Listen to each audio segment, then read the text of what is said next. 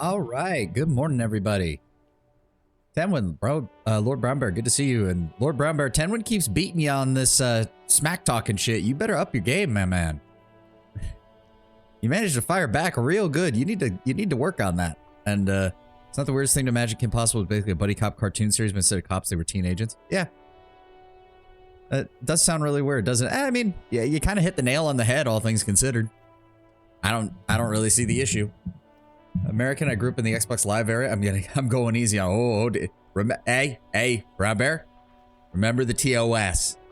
This shit shows up on the screen. I don't need to get fucking plastered by this.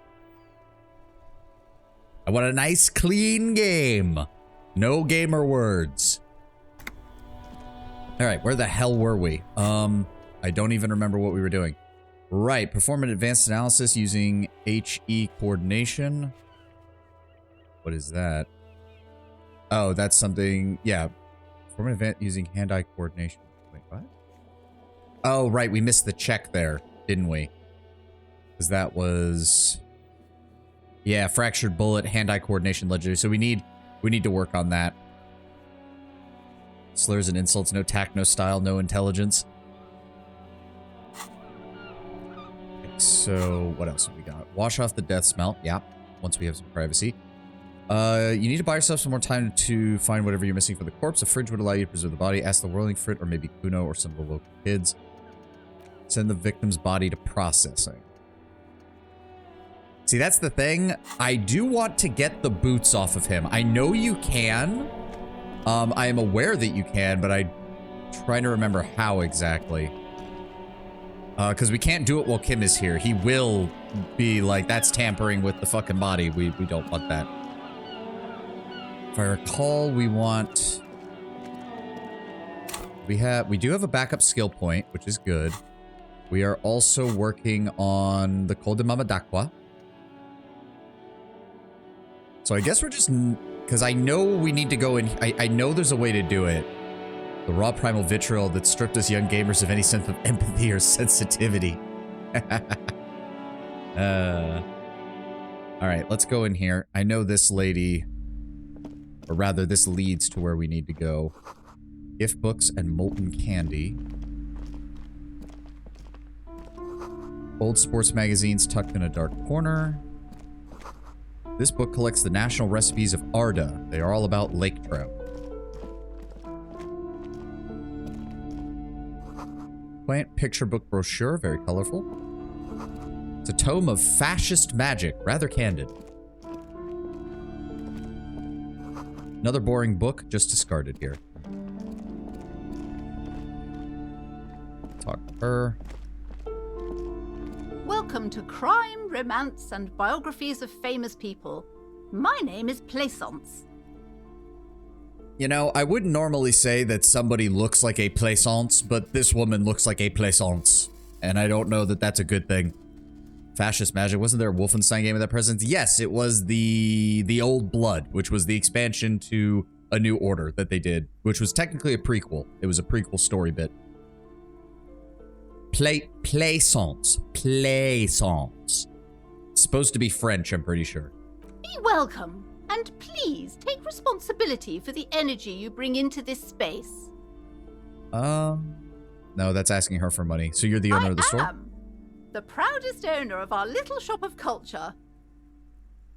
Her voice is high-pitched, as if to give it more penetration. She has fine-tuned her voice to find the most welcoming approach for attracting new customers. It doesn't work. Your daughter is the one standing outside the store, right? Annette, yes, my daughter. I hope she wasn't slacking off again with her nose in science fiction.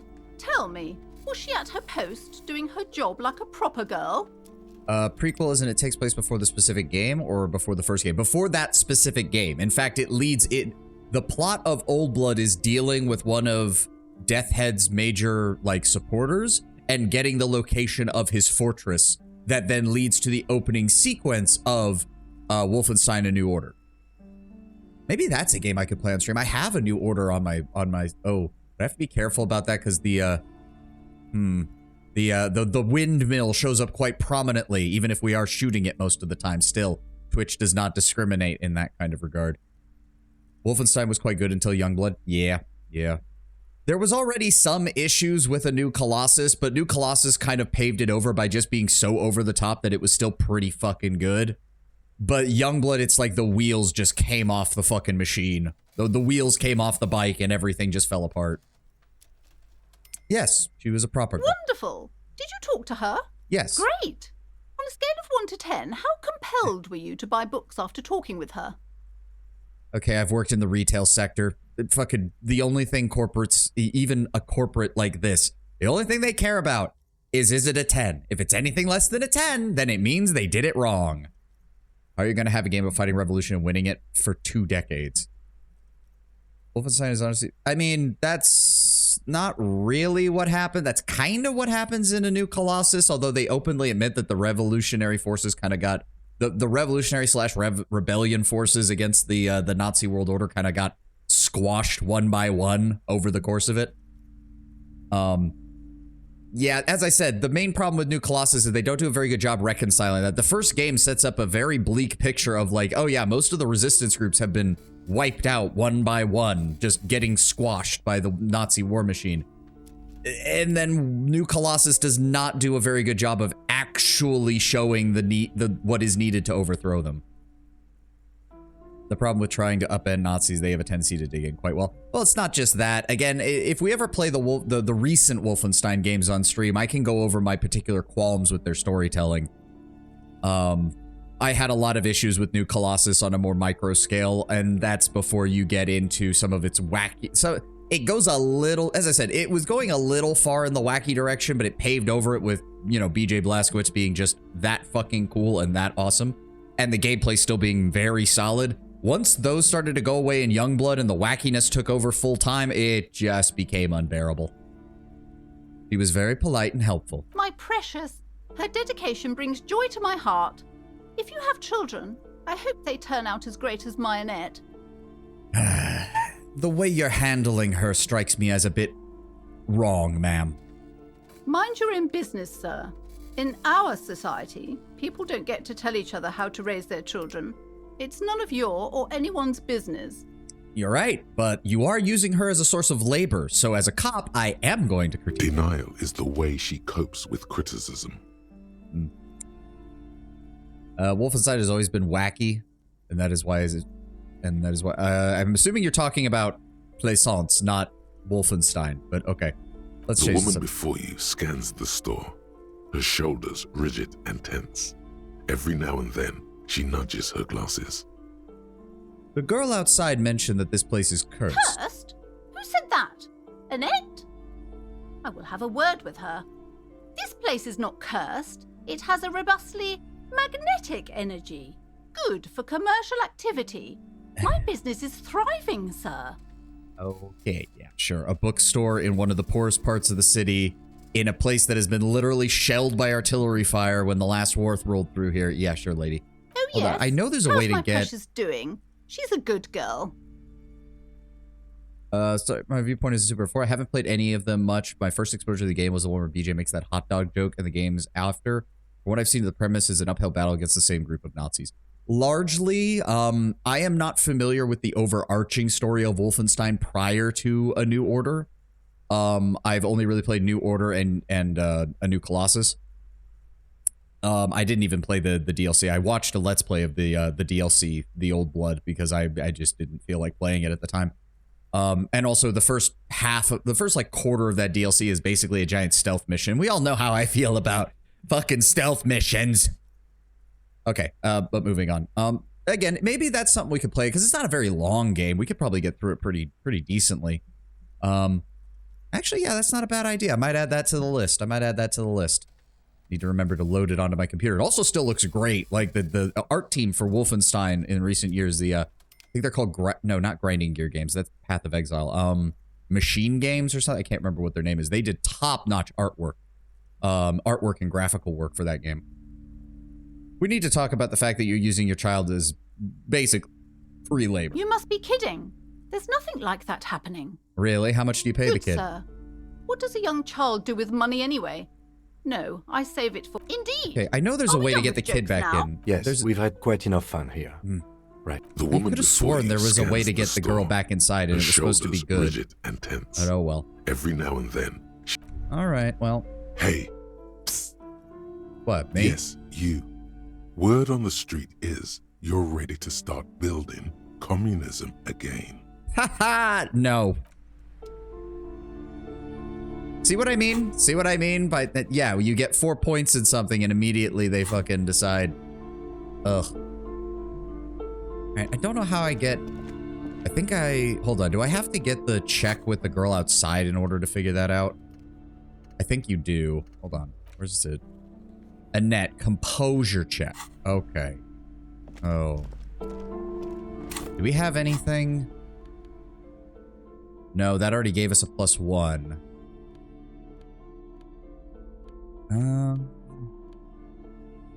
That back on.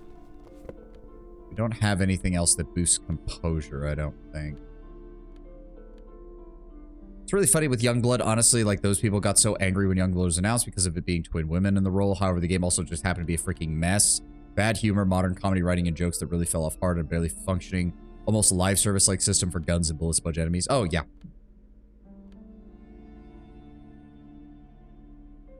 Well, to be fair, I don't think there was probably a small segment that had something to do with it being twin women in the main role. The main problem was it was a Wolfenstein game without BJ Blazkowicz.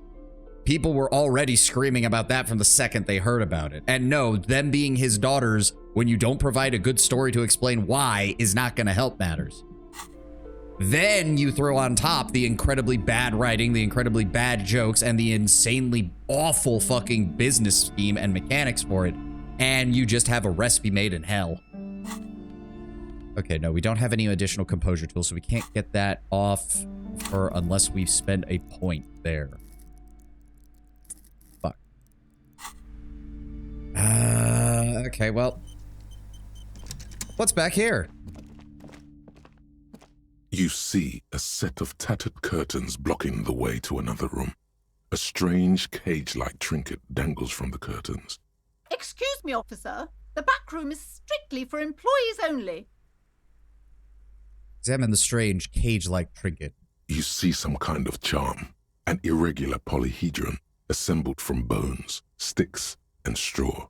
Inside, a disturbing fish head with empty eye sockets stares at you. Aside from poking at it suspiciously, there is nothing else to do with the fish head charm at this time. The curtains remain shut before you. What's behind this curtain? Nothing. Why aren't you browsing the books? Don't you feel compelled to look at the books? You ought to. Oddly enough, the more she tries to draw you away from the curtains, the more alluring they become. I think it's just one of those things where you're not meant to actually see it. They're just describing it for us. A very big... Yeah, Karen, very much. Pull open the curtains. Just as you're about to pull apart the curtains, the petrified voice of the shop owner cries out once more. Sir, don't touch that. I told you it's off limits for the customers. Her hand is closed around the pendant on her around her neck. Her fingers nervously playing with the talisman. Parapsychologically speaking, we're done if you decide to open them. I won't be held responsible for the consequences. It's too dangerous. She looks away, mumbling. Why is everyone always messing with the curtains? Why can't they just buy books like normal people? I sense this place calling for me. I must investigate beyond the threshold. You do? My God, even more reasons not to mess with the curtains. Just step away, dear sir. I don't care. You can't stop me. No! Please just talk to me, officer. Come here and let's talk this through before you decide to do anything extreme. There is something mysterious about the curtains. Be careful. The curtains, tattered with age and covered in dust, hang before you, as if taunting. She wants to talk. We can talk first. I got no problem with that. Hello again, esteemed officer, and welcome to Crime, Romance, and Biographies of Famous People. Why are you so uptight about those curtains? I just want to know what's on the other side. I already told you. It's just a storage room for employees. I don't understand why it's so important to you. Just let it go, officer. Go buy some goddamn books. You're supposed to be drawn to the books.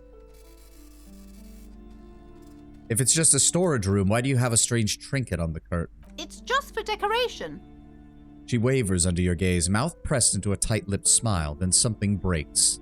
Would you agree Karen is someone who believes they hold authority when they don't, or would you use a different definition? I definitely think that that's part of it. I don't know if that's all of it, but that's definitely part of it. Okay, fine. It's because this place is cursed. Just like Annette said, they don't call it the doomed commercial area for nothing. Are you happy now, officer? Happy that you've ruined everything? She closes her eyes and starts mumbling something to the pendant around her Host neck. of hosts, she prays. Guard me and my honest business venture from the curse that lurks behind the curtains. Take it easy. You've broken her resistance. Pushing her further will gain nothing. Have you sought help from anyone? Yes, I've contacted numerous parapsychologists and even a pair of Simonese mediators. They provided me with the wards. She nods at the strange cage-like trinket on the curtains. The wards help to keep the doom at bay and protect us against the darkness that lies further in the building, even though now I fear it's not enough. Is your pendant part of the wards as well? Oh, this? No, it's a special Himian amulet, blessed by desert pygmy shamans, with a spell of compulsion. It's to compel people to buy books. Honestly, mostly just a woman that demands respect while showing none and demanding that things should go as they want. It too, no matter what the rules or others may say or claim. Well, yeah, but I think that still kind of fits what Lord Brownbear was saying, Tenwin. They believe they hold authority over a situation and how to shape that situation even when they don't actually.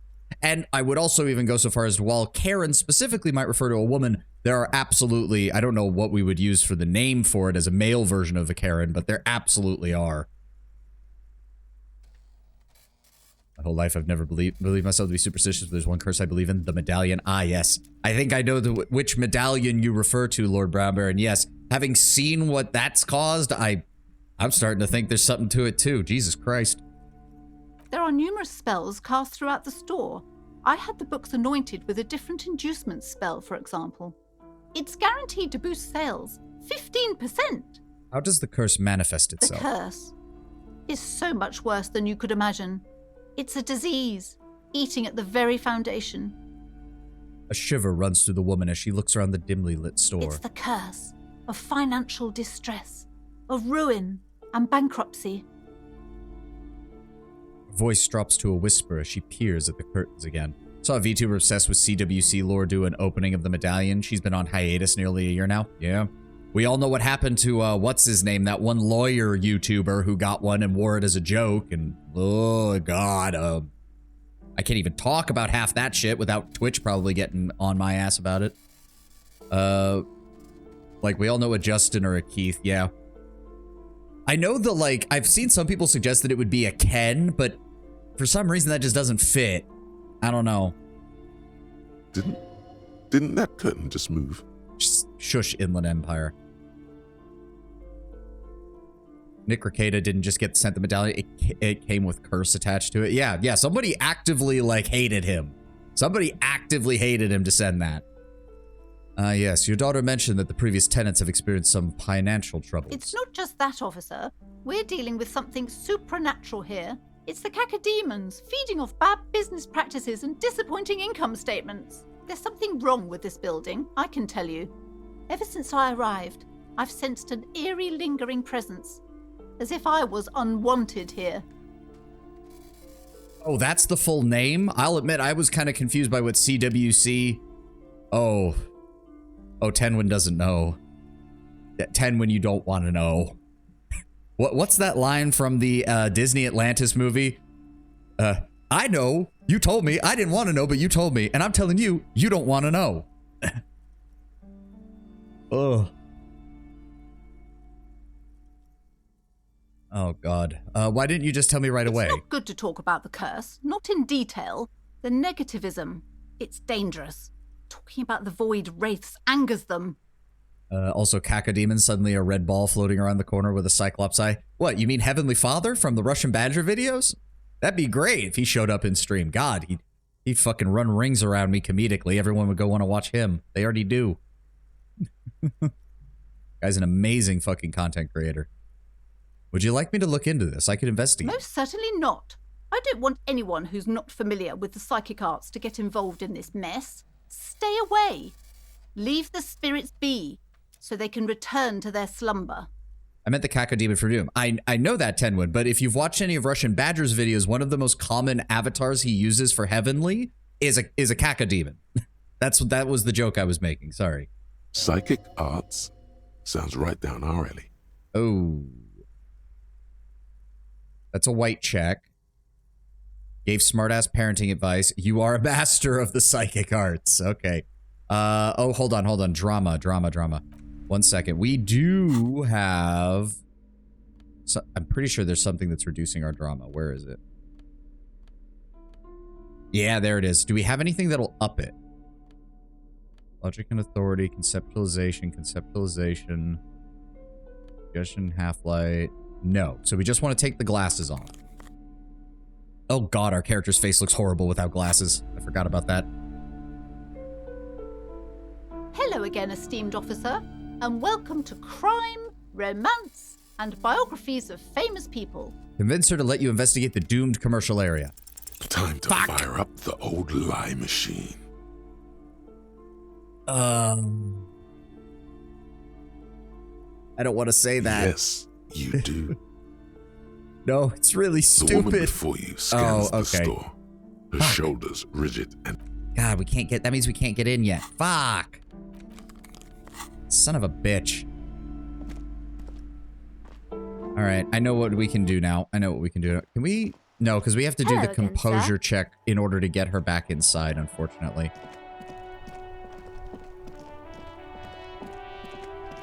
Alright, I think I know what we need to do then. It's time to interrogate the Union boys. I don't think we had anything else. Do we have to talk to Gart? I don't think so. Ask Kuno about the armor. Place the lost bull. Track down your badge. Victim's tattoos. Keep searching for the caller despite lacking any obvious leads. Yep, get a hold of song tape. Open the apartment door. Oh, right, we need to let Everett know about that. Well, actually...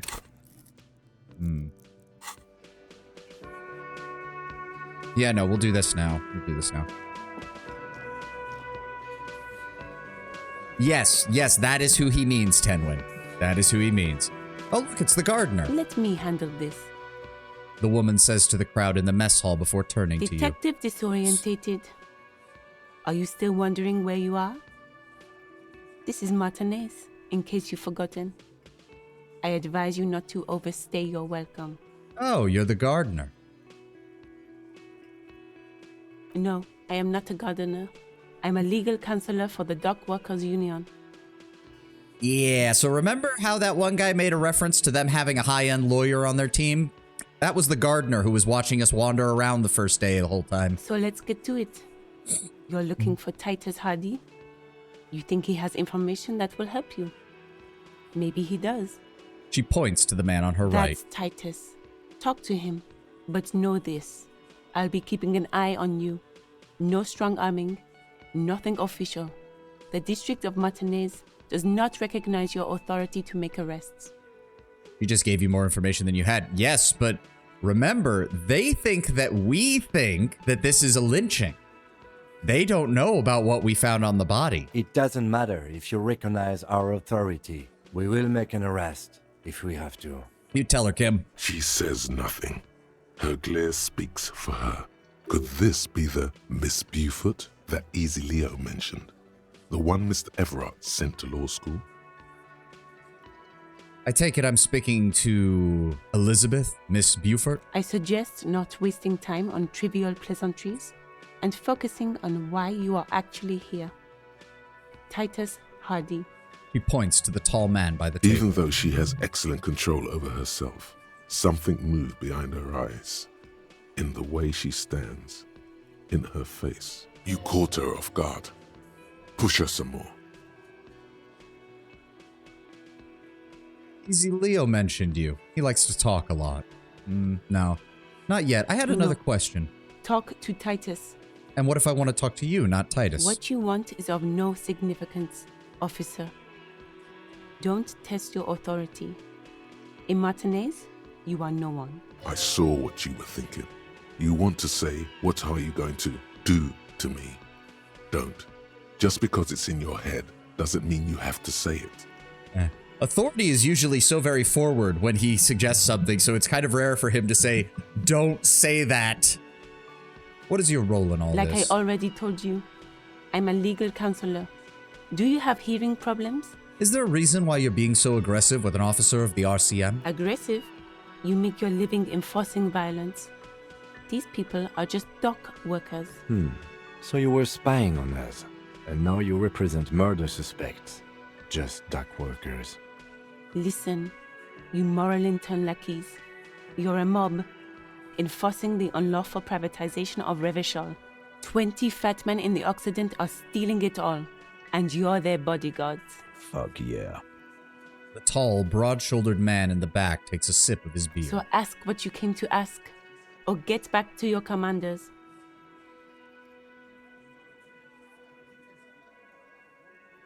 Yeah, let's do that. Let's ask those Let's. questions. Casually arrested for obstruction of the law, joking. I know that would be a good idea. Yeah, no, because these are the exact guys who would immediately jump our ass in order to stop it.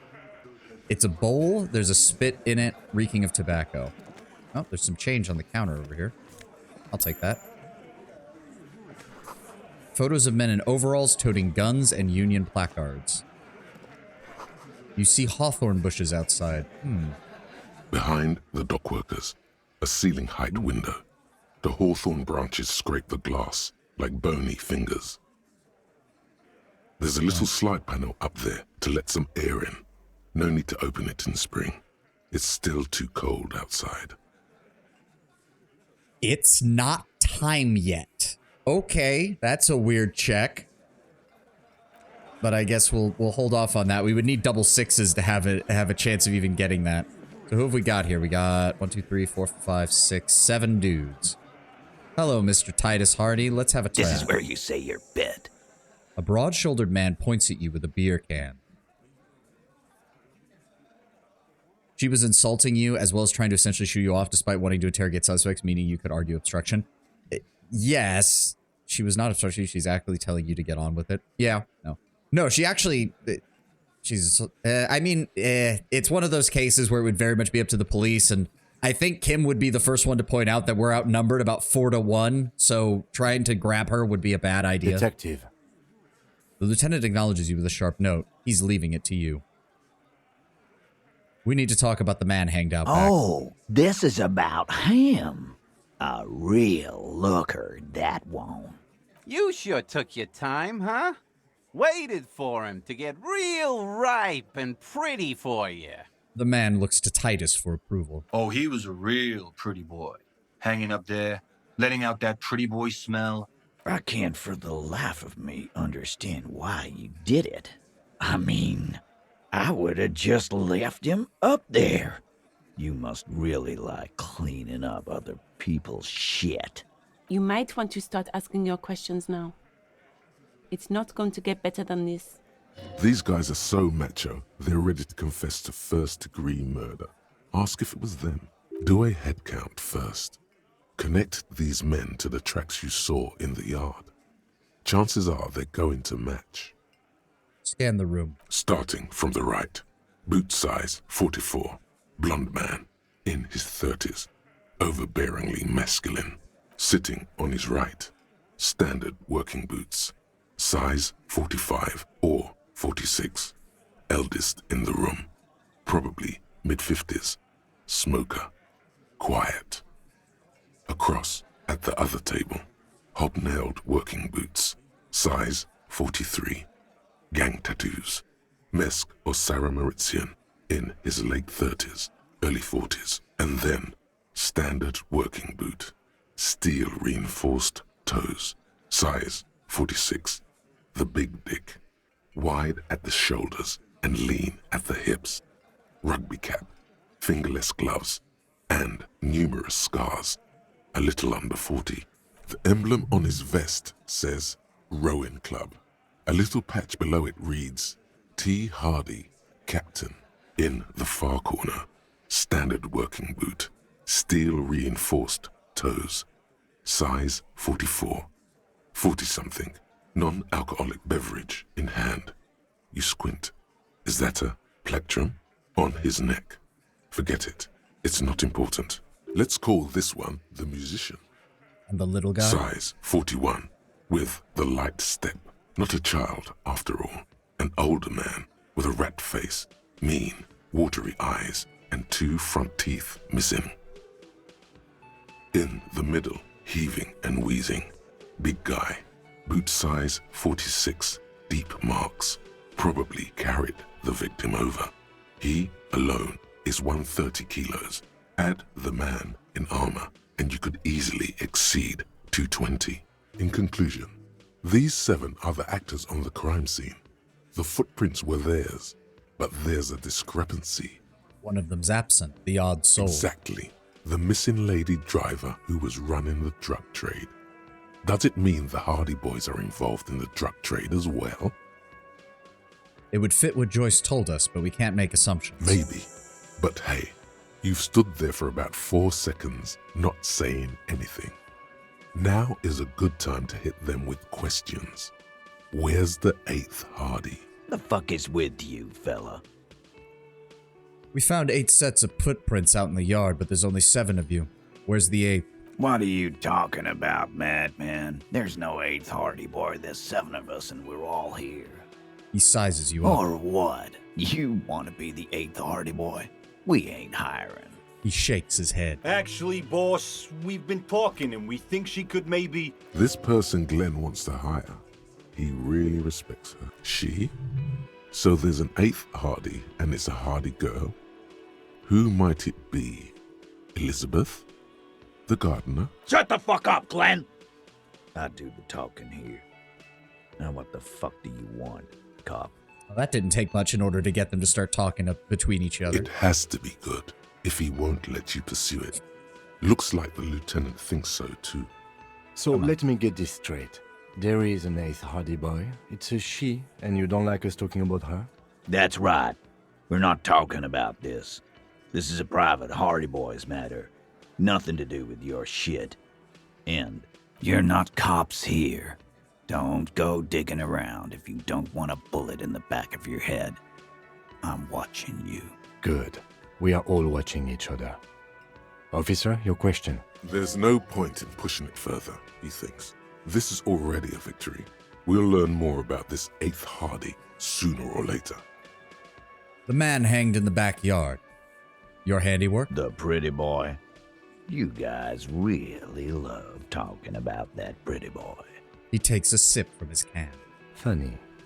But my partner and I have a serious matter to discuss with you. Why was there a container belt from your harbor around the dead man's neck? Container belt? Like we use in the harbor? Yes, why? Because we took it from the harbor where we work. Then we went out back and used it to hang him. We did this together, all of us, until he was dead. That's why there's a container belt around his neck. He looks you dead in the eye as he speaks. There's a catch hidden somewhere.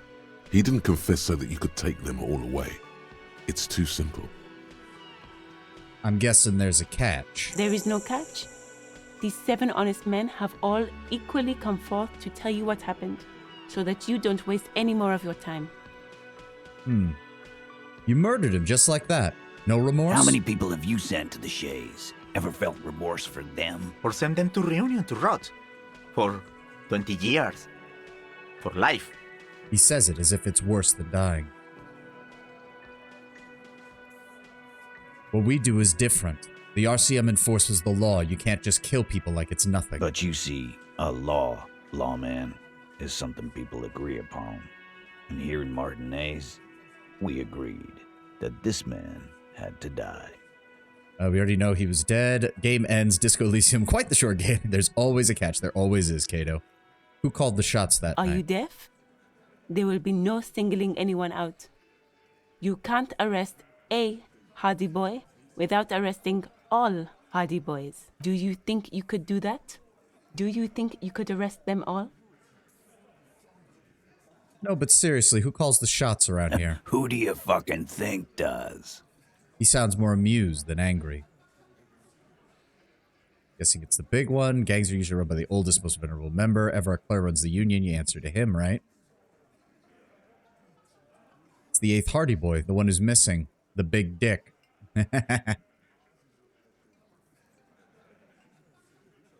You keep him the fuck out of this. We have autonomy. It's all on us. Everard runs the union. I run the Hardy Boys. Okay, a slight compartmentalization to ensure that if anything does happen to Titus and his boys, nothing actually splashes back on the union. When the shit starts spinning, it will not land on Mr. Clare. That's the deal here. The Fixer will ignore the notion completely, focusing on Titus's culpability. When Titus Hardy says he runs the Hardy Boys, he means that in an administrative capacity. On that night, everyone acted as one man. Okay. So how did this hanging occur, and when? You don't have to keep answering his questions. The Fixer turns to remind Titus. I know, Lizzie. Relax. We killed him last Sunday night. Seemed like a good way to end the week. Okay. And how long had you known the victim? Known him? We don't associate with scum like that, asshole. Yeah! Who do you think we are? Quiet. He came around about 3 weeks ago when that Pines cow first sailed into town. Happy? I do like the fact that Titus is desperately trying to keep his boys from talking, but they just keep piping up. By the Pines cow, you mean Joyce Messier? The representative for White Pines? The same company you're striking against? The lieutenant pretends to check his notes. No. I mean the Pines cow. The stupid-ass cow they sent in to fuck us over. But you know what?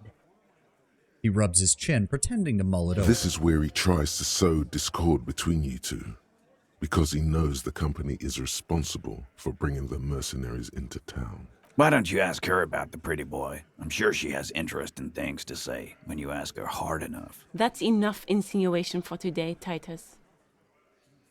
Officer, your interview is drawing to an end. Don't waste your last questions. So why'd you kill him then? Why? 'Cause he was worthless mercenary scum. And he stepped out alive in my town. Oh, so he was a mercenary, that's it? You kill people just because they take money to fight? And he stepped out of line. He repeats, jaw clamped shut like a vice. What kind of mercenary? The kind that shows up when you start a strike. The experienced kind, too. Had Cohoy and Semenine written all over him. Ex-Oranese Special Forces. A live grenade. Right here in our bar. I can't prove it, but I know he was sent by the Wild Pines. They hire merc shit like that. Story of every strike from here to Samara. Now, how do you even know that he was in the Special Forces? Because one night, he walked straight up to the mic and said, I'm Oranese goddamn Special Forces, and I'm gonna fuck you all. Really? Yeah, really. Had a gin and tonic up there, sang some Oranese paratrooper song, and said he's gonna fuck everyone. We couldn't believe it either, but he fucking did. Right there. Like some kind of animal. He points at the stage. Okay, but what did he do wrong? Wrong? He harassed women, raped one, harassed workers, threatened to kill some as a warning. He wipes spittle from his mouth. There's slight unease in him, suddenly. He regrets mentioning the rape. To kill us all, if we don't open the gates, if we don't let the scabs in, if we don't bend over. And that was before he started coming here. He cracks his knuckles. Yeah, he said it was his favorite joint now. Started coming here every night. Drinking, grabbing girls. Grabbed one of ours mid-karaoke, right there on the stage. He grabbed someone? The lieutenant is trying to make sense of this flood of information. He corroborates the rape explanation Joyce gave you, but isn't focusing on it. Curious. Indeed, not just not focusing on it, regrets bringing it up, as if he mentioned it and then realized that he shouldn't have. Yeah, this girl's on the mic, a beautiful girl, young. Gets into the second verse of Lover Lake. The fucker grabs her legs, starts screaming, "Show me your cunt! Why don't you show me your cunt?" Then, he gets knocked on the head with a wine bottle, doesn't even fall down. The man shakes his head in disbelief. So this was the same girl who was sexually assaulted. Raped, you said. Aren't you fucking listening? My man is talking to you. He took care of it. They got the girl out before anything else could happen.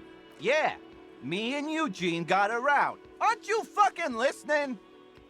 He repeats it like a parrot. Right, okay, but that only handles the harassment charge. Who did he rape then?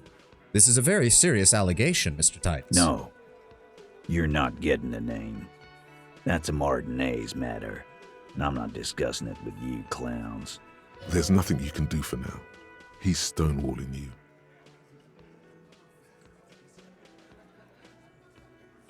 How did you kill him? We hanged him up by his neck until he got real still. Wasn't that obvious, Copper? Didn't they teach you anything at the cop school, idiot? You're pretty sure you've had at least 2 years of cop school and many more of active service. You gonna mention the bullet or keep that in your pocket? Hold on, says Lord Brown Bear. We saved that.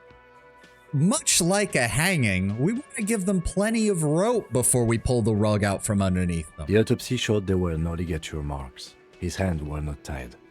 Can you explain that? The lieutenant goes in for the leg sweep. Titus does not see it coming. Shanky reminds me of old school mobster goons. Oh, they kind of all do to a certain extent. Look, I'm not gonna play 20 questions with you, Capo. I'll say it again. We killed him. Yeah, I knocked him out. Came up behind him and clubbed him in the back of the head. He went down like a sack of sand. Strange. Didn't one of them just say that someone clubbed him over the head with a full bottle of wine and that wasn't enough to knock him out? That's right, lawman. And then we hanged the fuck. Lane's a bit smarter than Titus, or at least a little bit faster on his feet. Make them a bit more uncomfortable first, then see if it all adds up.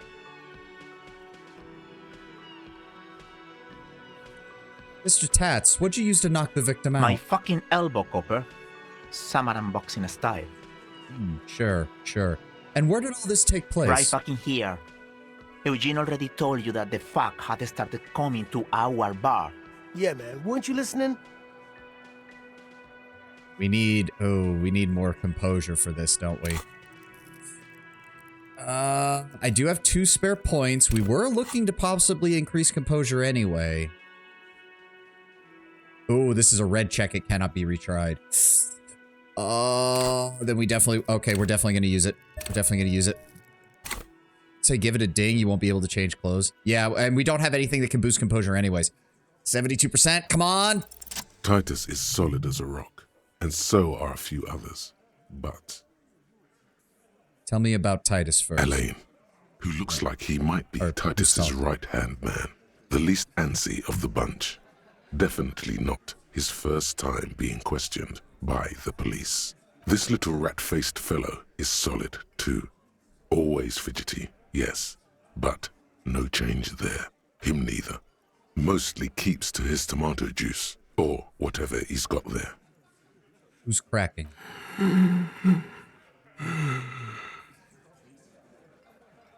This one. He's sweating profusely and has difficulty breathing. They've smartly kept him out of the conversation thus far. Definitely the weakest link in the chain. A single sentence would wear him out. He can't take the length of the questioning. Keep it going long enough, and he'll crack. Hey, you having trouble breathing over there? No. He looks up, startled, forehead shiny from sweat, a few coiled locks peeking out from under his warm woolen hat. Of course he's having trouble breathing. Just look at how fucking fat he is. The man next to the big guy bursts out laughing. Fuck off, Shanky.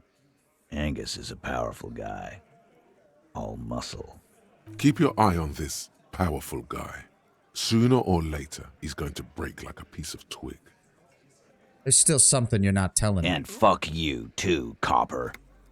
Picking on Angus like this. We're done with this schoolyard shit. And just so you know, he doesn't have trouble breathing. This one is a stone wall. You won't get more out of them about the night of the murder. Not yet.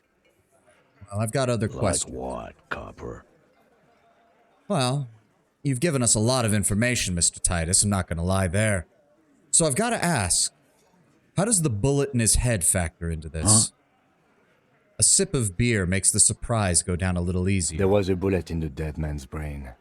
Why was it there if you hanged him? The lieutenant checks his notes. How the fuck do I know? Anyone could have shot him. Target practice, maybe. Another sip. He's tight-lipped suddenly. This line of questioning is over. You got the cause of death already? Hanging. If there's any post-mortem trauma, it's your problem. This will not turn into a cross-examination. So why don't I just arrest you, Mr. Titus? Yeah, lawman. Why don't you? He takes a step closer, fixing his ball cap. Not in the arresting mood? His mean little eyes come alive with hate. By your side, the lieutenant keeps his hand away from his holster. You hear the nylon of his coat hiss as he steps closer. Easy. Walk back from the provocation. They're armed, and they outnumber us. The lieutenant tries to establish eye contact with you, while the little rat-faced man reaches into his sleeve. There's a knife in there. Some of the others reach for their belts. Their eyes are light. All right, easy. We'll just talk. Wise move. You made the right choice there. Now make another one and get the fuck out of our booth. We're not gonna do this again. So what are we gonna do now? Nothing. Your investigation here is done. Leave Martinez, go back to your stations where you belong. I think we're going to stick around, thanks. Some things don't add up here, Titus. The lieutenant closes his notebook. I've done this job for long enough to know that people don't just confess to first-degree murder, even if it is a group responsibility. We're going to look into this. Good luck with that. You've heard everything a rent-a-cop is gonna hear from us. Real law officials. You're lucky you didn't get a beating. Comes back with 20 officers joking. No, they would. Yeah, Kim's already said nobody's coming to help us right now. Rent-a-cop. So that's what this is about. He doesn't see you as his equals. Fuck, we do not have the points for that. Can't help but notice you still haven't explained the bullet I found in the man's head. You still on about that bullet? A bullet in a hangman's head. You're right, Copper. That is mighty curious. Indeed, mighty. How did it get there? The lieutenant is fixed on Titus. Well, there are so many bullets in the world, and so many heads. He gives you an indulgent look. I guess it's only logical. At some point, one of them bullets had to end up in one of them heads. It's bound to happen again, you know? Just statistically speaking, of course. I think the hanging was a cover-up for the shooting. You know what I think? I think he was shot in the head as a kid, and his brain grew around the bullet. Around the bullet, man. That's a good one. So I'm gonna ask again, why was this in the victim's head? Wow! He's got it in a real evidence bag and all! The little man leans in to inspect the leaden blossom. Why don't you go home and log it into evidence? These men have told you what happened. Did you shoot him? Shit! I probably did shoot him. I was drunk last night. You guys know me when I'm drunk. Yeah, Glenn likes to shoot his guns when he's drunk. Better hope he stays sober. The little guy looks you in the eye. No, he meant before he was hanged. Did you shoot him before you hanged him? Before? After? During? This is getting ridiculous. They told you what happened. Stop wasting your time. Oh, we'll figure this out sooner Never or later. been worried in my life, lawman. He crosses his hairy arms, having forgotten his beer for a split It's moment. not like you blew it wide open, but there's a little crack in there, somewhere. We've got information that's connecting you to the local drug trade. Like hell you have. There is no local drug trade.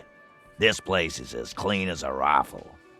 Go back to Jamrock and ask the local junkies how clean your streets are in Precinct 41 Kilos. We'll do that. In the meantime, did you know that there's an abandoned lorry at the intersection that was used to move raw ingredients for drugs from Terminal B to Jamrock? The person driving it was present at the hanging. It was one of you. We've connected the footprints. Detective, do you want to deliver the coup de grâce? He taps on his notebook before turning The to you. thought forms in your head, like a lightning strike branching in the sky. No, the thunder is his. Leave it to the lieutenant. Oh, you got this, Kim. Thank you. You're right, Titus. There is no local drug trade because it's all controlled by you. You're the drug trade. That's a mighty interesting theory. I guess that's what you would need to do, theoretically. A big, strong, state-run monopoly would outcompete the runts on the street. And you have the backing of the union. It's almost like it was hand-built for Yeah, you. man. Theoretically, that's what you would do. To get rid of the gangs, the dealers, even some of the junkies. You would need good, trustworthy people to take their place, of course. Hardy men to run such a monopoly. For the good of the community, of course. This is disgusting. You're admitting to profiting off of poisoning your own people. Good idea. People are always going to do drugs. At least this way you have some control over it. Yeah, keep telling yourself that. I know for a fact there's still plenty of drugs out there. Yeah, keep telling yourself that. there aren't. Some little shit and his dad are doing speed. Who fucking who? The stuff's probably from Jamrock. Little shit. That's Kuno in the yard. Whatever you've seen is peanuts. Look at the big picture, man. The place is a paradise. And all thanks to Hardy Boys. Theoretically, of course. We're just talking politics here. My answer to your drug accusation is, how dare you? Go fuck yourself. It is a filthy pit. Yes, but Tenwin, the point they're trying to make, if you read between the lines, is there's no side gangs. There's no major crime. It's all minor shit. There's no drugs being consumed in the district. There's just ingredients for them being shipped out. The entire point is that the Hardys are actually doing something around here. They're essentially a gang, but they don't see us as being much different. Not quite yet, Mr. Hardy. There were 8 sets of prints on the crime scene. There are only 7 Hardy Boys here. So they know about Kuno and his dad, and they don't do shit about it. To be fair, from the sound of it, it's so far below their radar, they don't even fucking care. Like, that shows you... There might be a reason Kuno talks himself up so much, and it might be because him and his dad are so fucking unimportant that literally, even the local law enforcement equivalents don't give a shit. So the 8th party. She runs this, My doesn't she? answer is, fuck off. Mind your own business. There is no 8th Hardy. I run this goddamn scene. Finally, you got something out of him. This could prove useful in the future. And here we go. Back to the usual.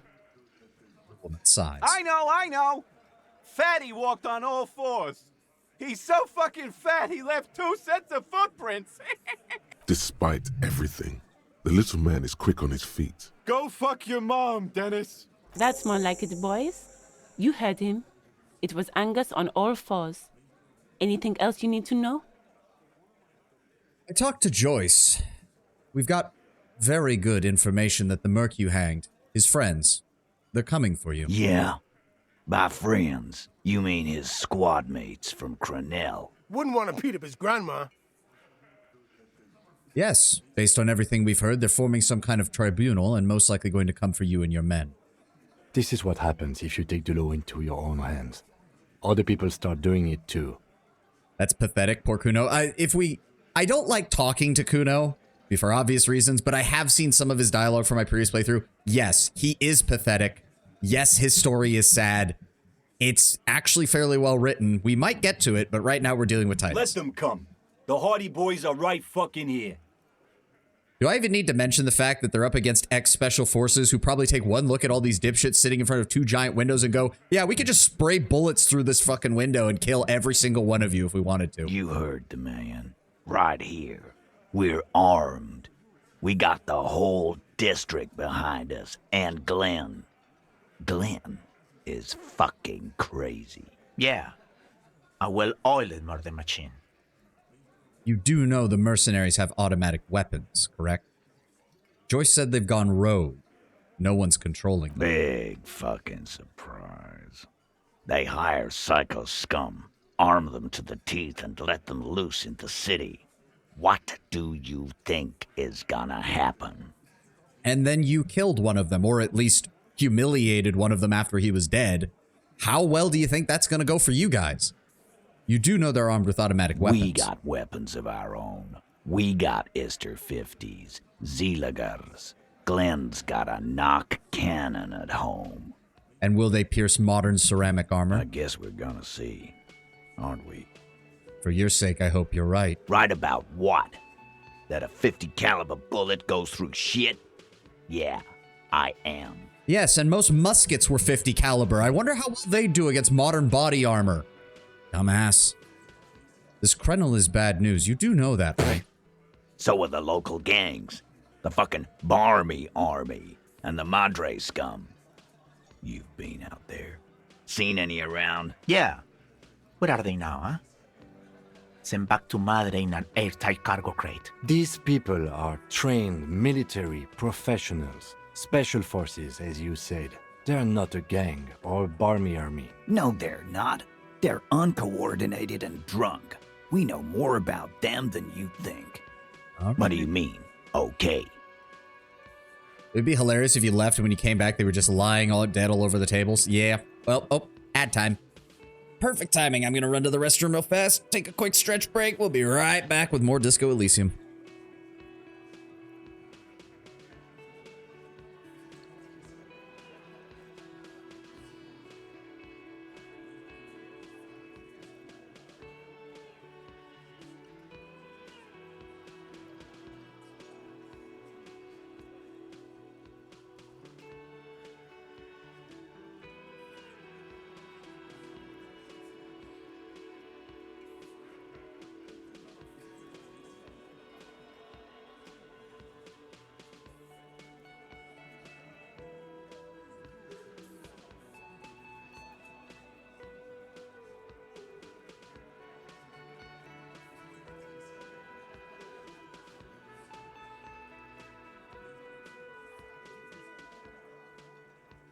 Stop being a Skaven, Lord Brown Bear.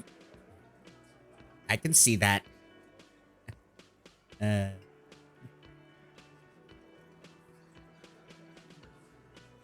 No. What we got? Minute and a half?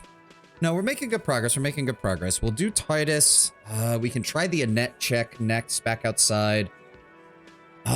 I've got to find a way to hold on to the body for one more day and then let Kim take it tomorrow after we do the rest, because we want to get through most of day 3 before we have Kim deliver it back to the station, because that's going to take him the rest of the day to do. You need to get the lawyer off your back. Yeah, we need to get her away from Titus, or we need to get Titus away from her, one or the other.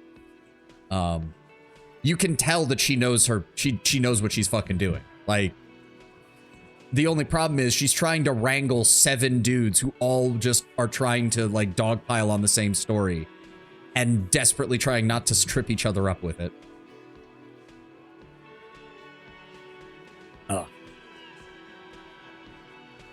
No, this is going to be interesting. I'm pretty sure the authority check is a white check, so we could retry it later. I don't necessarily want to use another skill point in authority, but I don't think we have any authority items. We have the ledger, but I think we already got that equipped, so that's not going to help us really. All right, come on, Twitch. Finish up. Finish up. You got like 25 seconds. Let's go. 20 seconds now. Come on.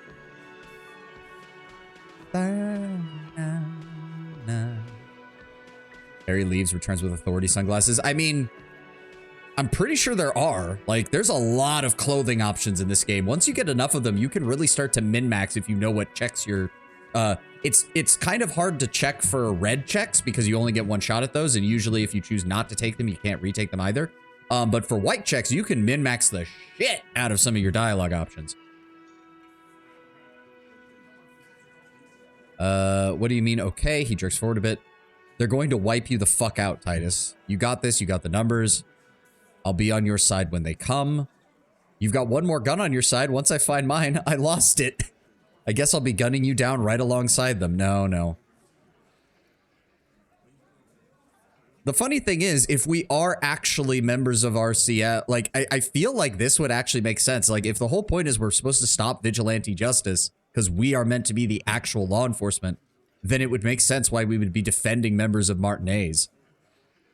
But at the same time, they are gonna wipe you the fuck out. This is fucking Wolf Brigade semi-power armor wielding MG42 toting badasses against a handful of chuckle fucks with some pistols and rifles. Like, I'm sorry, you guys are fuck.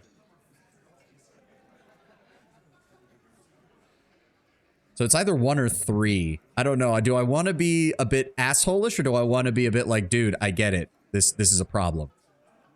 I vote 1. I know you vote. You always vote 1, Lord Brown Bear. You and your strife. You are a man trying to cause conflict in every game I play, and I appreciate it. But it's I've kind of noticed the pattern. You've been the good cop enough, yeah. Titus, they're gonna wipe you the fuck out. No, they won't. Get out of here with your negative energy. He really doesn't like you ruffling their feathers like that on what might be the eve of battle. I do not encourage you to cause conflict, merely to end it. What part of Harry that we have seen so far makes you think that he knows how to end conflict?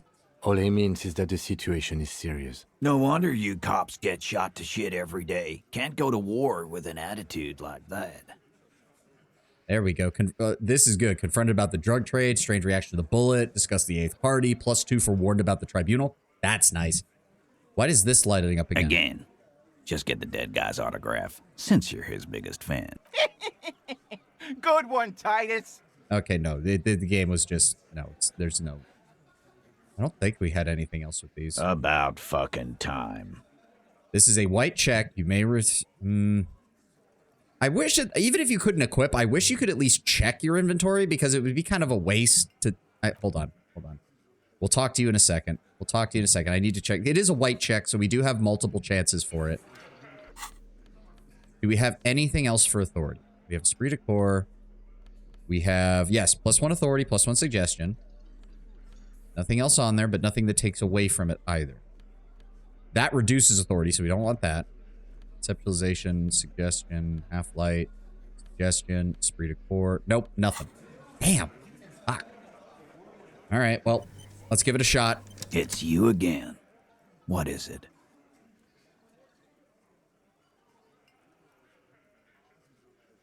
Establish authority.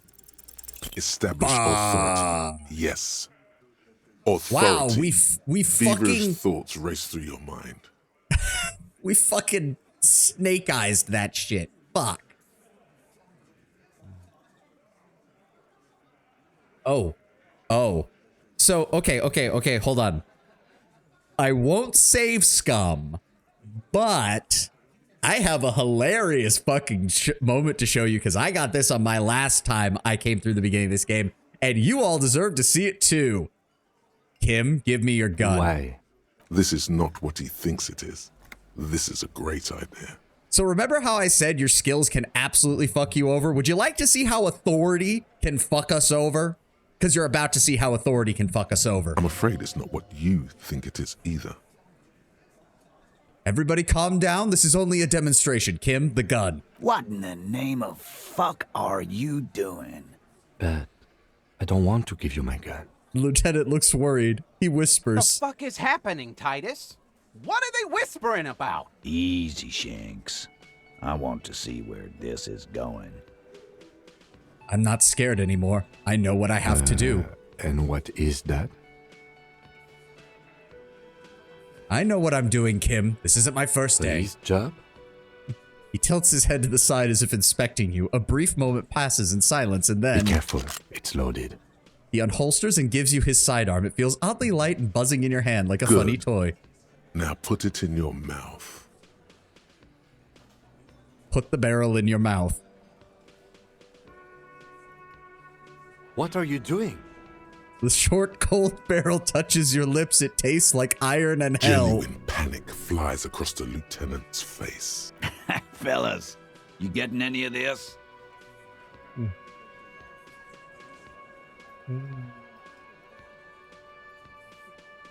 These are my thoughts. This is my head. You will never forget what happens in 5 seconds if you don't respect me. You better get ready to fucking respect me in 5, 4, 3. I will not fuck this case up. You will respect me. I'm going to kill myself now, you fucking whore. It's not save scumming if I end the game. Deranged cop kills himself. Citizens in shock as a deranged law official reportedly from the 41st precinct shot himself in the head last night in the middle of a crowded cafeteria in downtown Martinez. The exact details of the incident have not been revealed, but first-hand witnesses claim that the officer was making a point. Can't say I'm surprised, Lawrence Gart, manager of the Whirling in Rags cafeteria, where the incident took place, commented he was extremely unstable and had threatened to kill himself before. Out of pocket, but so satisfying. See, it's not quick saving. It's not save scumming. If I end the game. And now we can try again. What is it?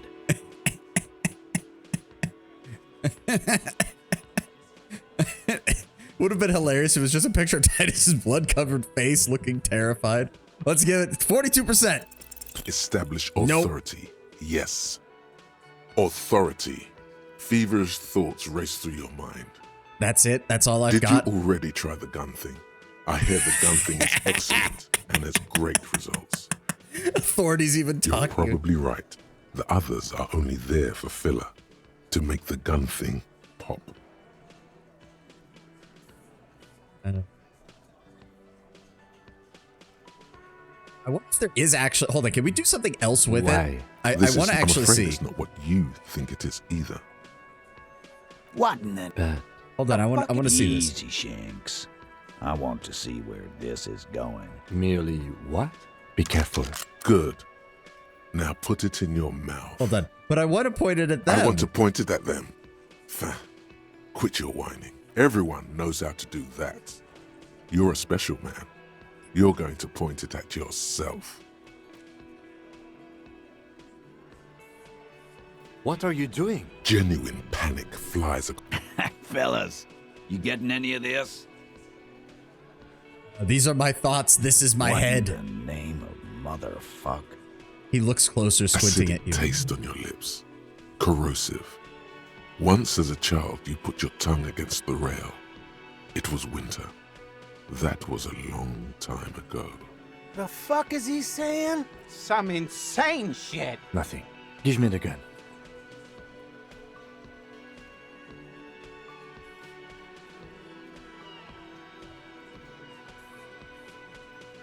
Give the gun back to the lieutenant. Thank you. Nothing to worry about here, people. My partner likes to play these jokes. He's what you call dark. Dark? What the fuck was that, you carnies? We haven't seen RCM in 4 years, and this shows up? I knew he wasn't gonna do it, though. I knew he'd pussy out. No. I still have my money on him. Sooner or later, he has that look.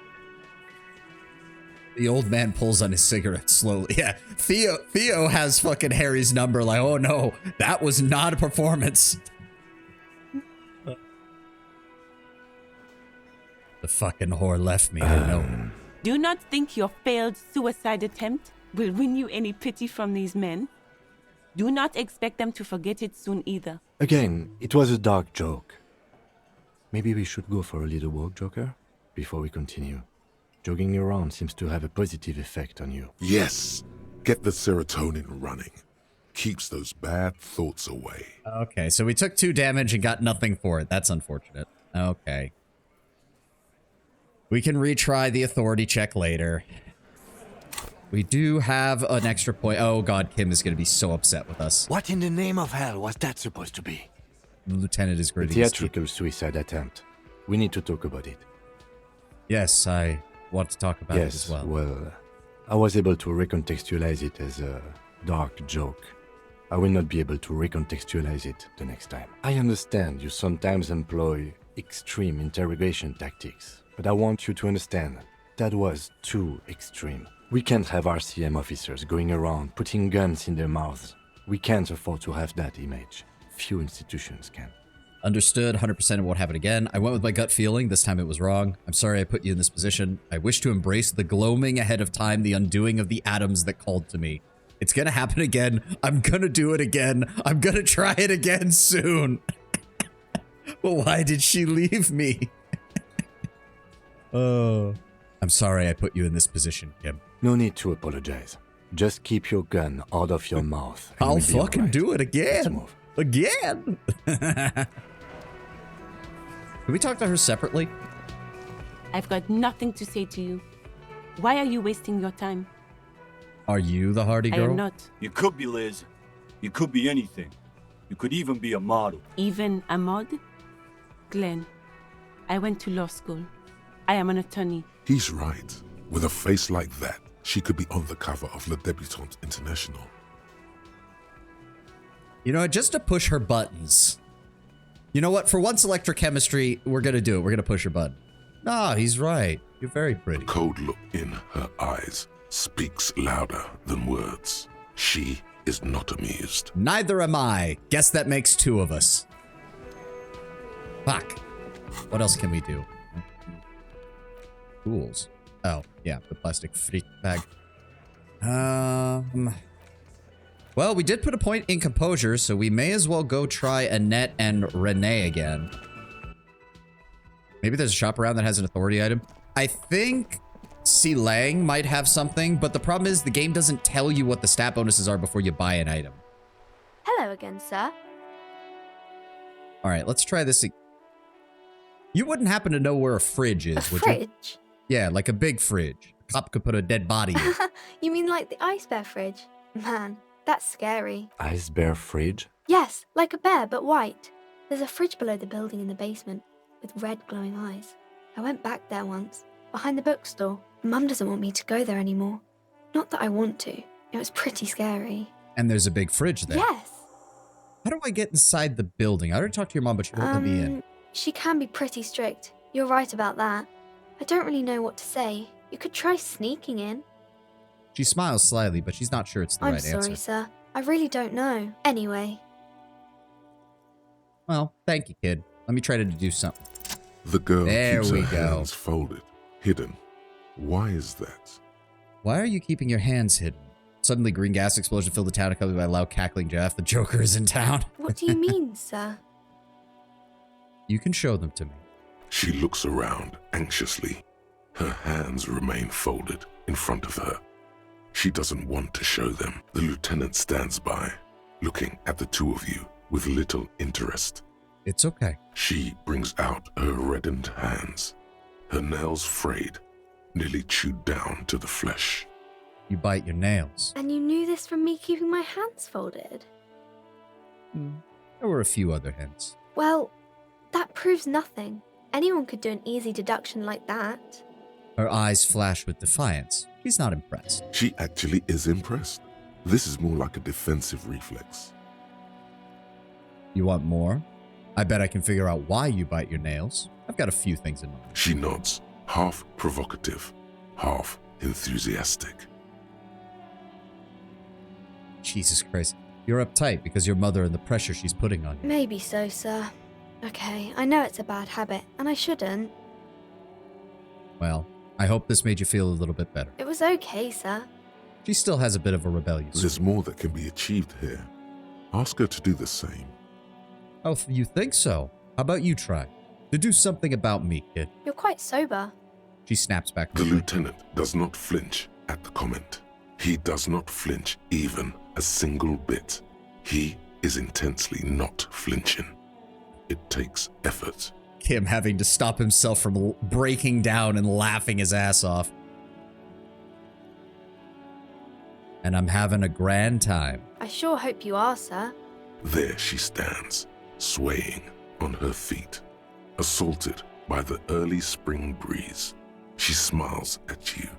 The whole situation suddenly feels familiar. Somehow, there's something you're missing. Suggestion. White check? Hold on. Rhetoric. Logic. I'm pretty sure we had something for this. Suggestion. I thought we had something for suggest. There we go. Naval blue coat. That'll give us another +1. Hi, Ace Detective. Are you here for more books? Because you know each other. She's been talking to you so openly because you've talked before. Wait a second. You know me from before. Did we meet? Yes, I stand in this spot all the time. She sways back and forth on her feet. You've been running around all week without your shirt on, sir, apologizing to everyone. I don't really understand what you've done wrong. Did I talk to you during this? Of course, you've stopped by a few times. You certainly look better than the last time I saw you. Thanks, I'm trying. Yeah, I can see. You don't have party eyes anymore. Party eyes. Yes, of course. That makes sense. The lieutenant slowly, ever so slowly, realizes something. Yes, Kim, we're not just recovering from alcohol, we're also recovering from various forms of drugs. I'm not surprised children have seen you running around with party eyes on, he thinks. Not at all. Party eyes? You know, like a cat in the dark, all big and wide-eyed. It certainly looks odd on a man. The swiveling eyes of a loony drug addict. That is what she meant. You were probably gurning to. Fuck yeah. You should get some party eyes right now. Snap those sequins on you, boy. I've been partaking in narcotics? Oh, baby. That's not what you have to worry about. Worry about the important thing. So why didn't you tell me you knew me to begin with? I didn't know I had to do that. Thanks. I've learned something about myself. I'm glad I could help you, sir. Okay, does this mean we can talk to the mom about letting her in now? Because I know there's a way to do that. Or do we Hello have again, to... esteemed officer. Damn it. And welcome to Crime, Romance, and Biographies of Famous People. Oh, all the pressure has made Annette really anxious. You know she's been chewing her nails. God, I've told her not to do that. It's disgusting. And I told you to mind your own business. Clearly, you have no idea how hard it is to raise a girl in this economy. This economy is a mysterious force, like cosmic weather. Mysterious and harsh. With the way you're treating her, I don't think she can do anything about it. She can, if she has enough willpower. This is what's called growing pains. Life isn't easy. Life doesn't give breaks. Come on, ma'am. It's obvious she can't do anything about it. You are placing an unnecessary burden on a young child. It's actually super totally all right for kids to chew their hands off. Forget I said anything. It is true, obviously the will of the market, but maybe make an exception for your daughter. What you're doing is wrong. Even I know that, and I usually don't know anything. She stands stiff and severe, silently fuming. 10 or so seconds pass without change. Oh no. Hold on. I need to invite her inside and apologize. She must be freezing out there. All of a sudden, she exhales sharply and her shoulders slump down. Thank you. There. I don't know what to say to you. My husband, he tries to teach me business lessons. I have what my mother called a dull mind. All this stress. I'm assuming the husband is Annette's father? Yes. My husband is a successful entrepreneur east of the river. If only he were more involved in the business we're running up here. No matter. Soon we'll both be off for Grand Couronne. And your husband's also involved in the bookstore? He made the initial investment. Since then, he's been what you might call a silent partner. Is Annette an only child? Yes, I'm afraid so. A real treat she is. It would be nice if she had... No, we couldn't have afforded more children, really. Not in this economy. A glimmer of sadness blinks through the well-crafted exterior. Why not? We're quite busy people, you know, my husband and I. Quite busy. Children are a lot of work. You don't look like a father, so I don't expect you to understand. I'm sorry. I'm sure you do understand. You told me that she doesn't go to school anymore. She's been too busy helping me here. So she studied at home this trimester. This is a temporary solution, of course. I assure you, I of all people understand the importance of education. She will be back in school the moment the store takes off. And hell freezes over? Never mind. It's not a good topic to get into. All right. I had something. The woman looks aloof. Hey, Her there features we much go. softer. Occasionally, she glances at her daughter's silhouette. Wait, drama. Hold on. I'm pretty sure our headpiece is... No, not the headpiece. Hold on. Put our RCM patrol cloak back on. There we go. Take off the shades. They are affecting our drama. Hello again, esteemed officer, and welcome There we to go. crime, romance, and biographies of famous people. Convince her to let you into the doomed commercial area. Slither There up we to go. her, you silver-tongued fiend. Show her what world-class perfidy looks like. Skill checks don't make you lose dialogue options, right? No, not that I know of. I mean, do you mean like, do they remove them, like replace them? No. Failing them doesn't remove it either, though failing them can cause other checks with the same person later down the line to also have malices or bonuses depending on what happened. I came here to help. I've handled paranatural situations before. Are you sure? Don't think I haven't seen charlatans before. I have returned from the void, ma'am. I am a paradetective from a long line of paradetectives. You're no paradetective. You look nothing like one. And you're clearly a drinker. Pardon me for being so blunt, but... Hey now, hey. You need the booze to focus, all right? The lieutenant keeps his usual stony calm. He silently picks out his notebook. Go ahead then. Rock her world, he thinks. I'll compose some notes. I'll admit, ma'am, I've had my share of drinks, but only because the spectral realm is so parapsychologically taxing. How do you know all this? Here we go. I am what is known as a void revenant. I have the power to de-bad all the bad energies. I should have realized. A pattern lies within the fabric. The hand of fate guides us. Our meeting couldn't have been mere chance. Perhaps you truly are the one to deliver this woman from the doom. But I am not the only one at risk. I have to think of my daughter. You are certain you can help us? Keep us safe? I can't allow any collateral damage to hit us. No problem whatsoever. Your family is safe. The phantoms are no match for me. Just ask my partner, Kim. He'll vouch for me. Yeah, Kim, you'll vouch for me, right? Oh, The lieutenant mumbles something in confusion. He has not been listening closely enough, and you put him on the certainly spot. so, ma'am. I can assure you my partner is eminent in this particular field. If you Thank you, promise, good officer, then Also you person. might be our last hope. Do you swear it? On my honor, ma'am. Thank you, sir. There's one more thing I haven't told you about yet. The entity. Do not act surprised. You know of these things, sire. Of course, the entity, for I have sensed its presence. You have?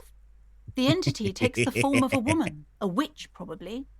I've suspected that she must be connected to the curse ever since I first saw her.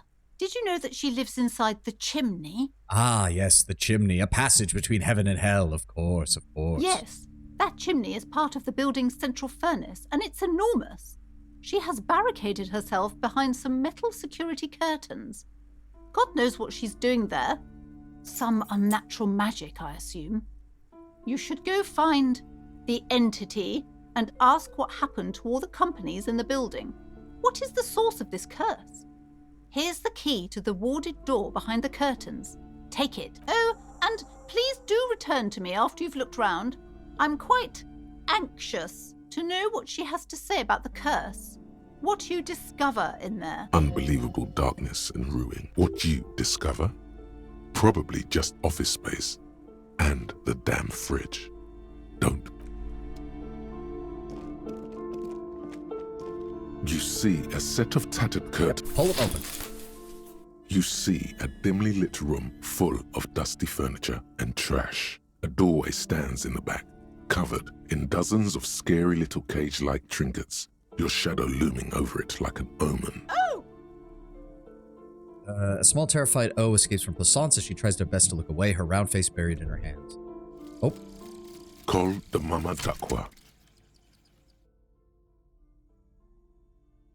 It's not only your eardrums that register sound anymore. Your very skin has become an organ of hearing. Looking for a whisper light and low. A god who's very, very silent. Nothing escapes you. A cockroach in the other room. A candy wrapper falling on dry grass. A drunk falling from a chair in a bar 20 meters away. In fact, you haven't heard the Col du Mama Dakwa, but you have discovered that you have amazing hearing. It must be the only part of you the alcohol hasn't drowned out. Keep listening. Plus 3 to perception. -1 to encyclopedia. Hot damn. Okay, well, we're not gonna need anything in perception ever again. I wish I could refund at least one of those skill points. Holy fuck. We now have an 8 in fucking perception. Damn. Okay. Okay. But we did lose out on encyclopedia. Yep. All right. Clearly you should have fuck with this entity. I don't think that's a good idea. Ghastly silhouettes of hair dryers. What's this? A vaguely androgynous portrait of a man. Merely looking at that unmanly haircut threatens your masculinity. Oh, we got purity seals on here. So yeah, I guess they didn't really show off the, like, little cage-like trinkets that the description mentioned. They just went for, like, seals and stuff on the door. Open it up. A heavy door with a missing handle stands before you, covered in dozens, if not hundreds, of little oddly shaped trinkets and charms. It appears to be locked. Only an echo. No one is there. A hollowed-out, dark echo. Would probably take damage if we fuck this up. As hilarious it would be to pass that. Let's just unlock the door. After exerting some force, you manage to turn the key. It's eerily silent. The door slides slightly open, letting a draft of cold air into the room. You feel the tiny hairs on the back of your neck rise up, as if someone's standing right behind you. Touch the back of your neck. What is this? Outside, the wind howls in from across the bay. The building at Rue de Saint-Ghislain stands like a matchbox on its side, with men inside, like little wooden sticks, ready to catch fire. A panicking woman squeezes the pendant around her neck until it leaves a mark inside her palm. A man, a few meters away, stands frozen with a key in his hand. Somewhere inside, a spider is spinning its web. Let's go ahead. If this place is as dark as they're saying, let's go ahead and... Hey, yeah, there we go. We've got the flashlight now. Oh, looks like somebody had a gym here. Sand is dripping from the punching bag. Hey, a shot put ball. Maybe we'll be able to give that to the guys back at with Renee. Smells of leather and sweat. What's up, Kim? What is this place? Looks like a gym to me. Yes, but no one's been here in ages. He draws a stripe of the dusty floor with his foot. I doubt the electricity still works. Good thing we have a flashlight on us. Some specks of dust shimmer in a faint beam of daylight falling from the window.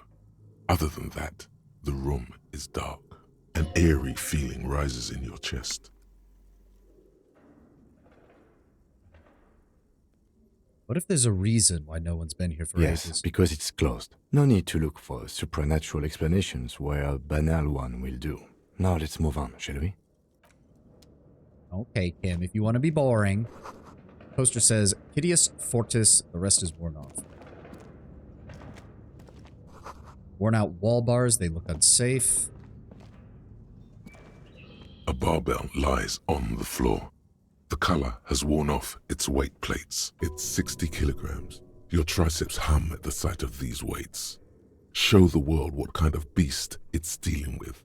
Lift them. There are no collars on the barbell. This is a safety hazard. Why does it feel so familiar? Plus, oh wow, notice the... Ugh. Is this familiar because I'm a weightlifter? No, it's not that. It's the stale smell of rubber, the squeaky sound of sneakers, your bruised knee against the mat, and a whistle. Then the feeling is gone. It's just a memory from another life. When you were young and fit. Look, Kim, a trap. There's no collars on this You're barbell. right. The weight may fall off. Better not touch it then. What kind of bastard would just remove the collars? Practically a felony, if you ask me. It would be a violation of EPIS safety regulations if the gym was still operating, but it isn't. No one's supposed to come here anymore. Fuck it. Nope, we fucked it up. $5 says we take damage from this. Yeah. Womp womp. You manage to hoist it off the ground, but the barbell feels wobbly and dangerous. Your hands slick with sweat. Turns out you're no beast, just an old man with bad form. See? See? This place is cursed. Even your body has failed you. It's a miracle you didn't injure yourself. Well, I'm out of shape. Or maybe these gloves just suck. Proper weightlifting gloves would definitely afford a better grip. Was a physical instrument check? 1. No, that's half light. No, +1 is not going to be enough. Like, that only gets us to like 24%. There's no way in hell that's going to work. Oh well, we'll come back to that eventually. It is a white check. We can always redo it. Ooh. Hallway is blocked by old window panes and debris. Hello? Oh. Ooh. Wild animals stare at you in the dark, stuffed and mounted. A large demijohn full of strange liquid. Airship rotors covered in spider webs. They remind you of blades. That is a mannequin. Fuck you. That is multiple mannequins. Fuck you all. A naked mannequin torso, a strange yellowish color. Blue velvet, soft to the touch, moth-bitten. Well, it did say that multiple businesses have failed in this building, Brown Bear. So it's possible that they're all just various businesses. Oh, money. Skis with Slipstream painted on the laminated top layer. Steel rotor blades bearing a Slipstream logo. Production schedule filament memory.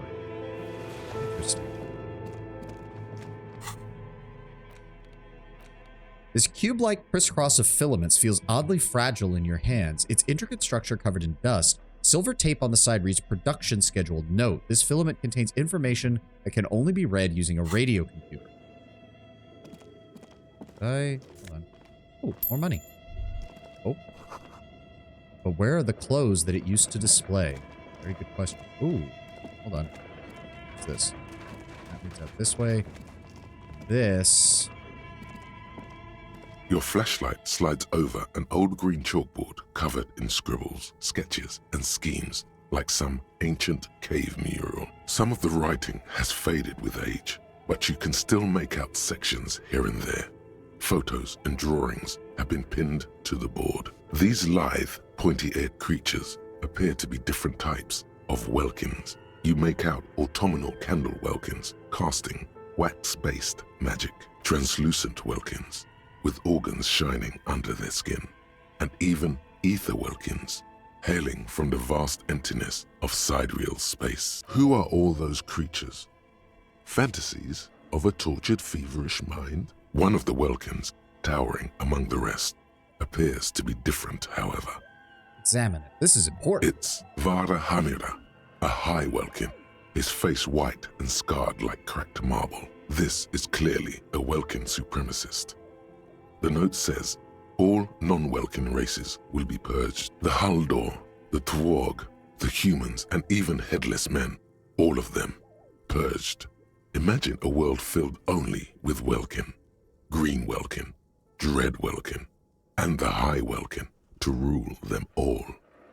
So somebody was making D&D. An inordinate amount of time has gone into drawing these little Welkin creatures. One of them is a Welkin supremacist.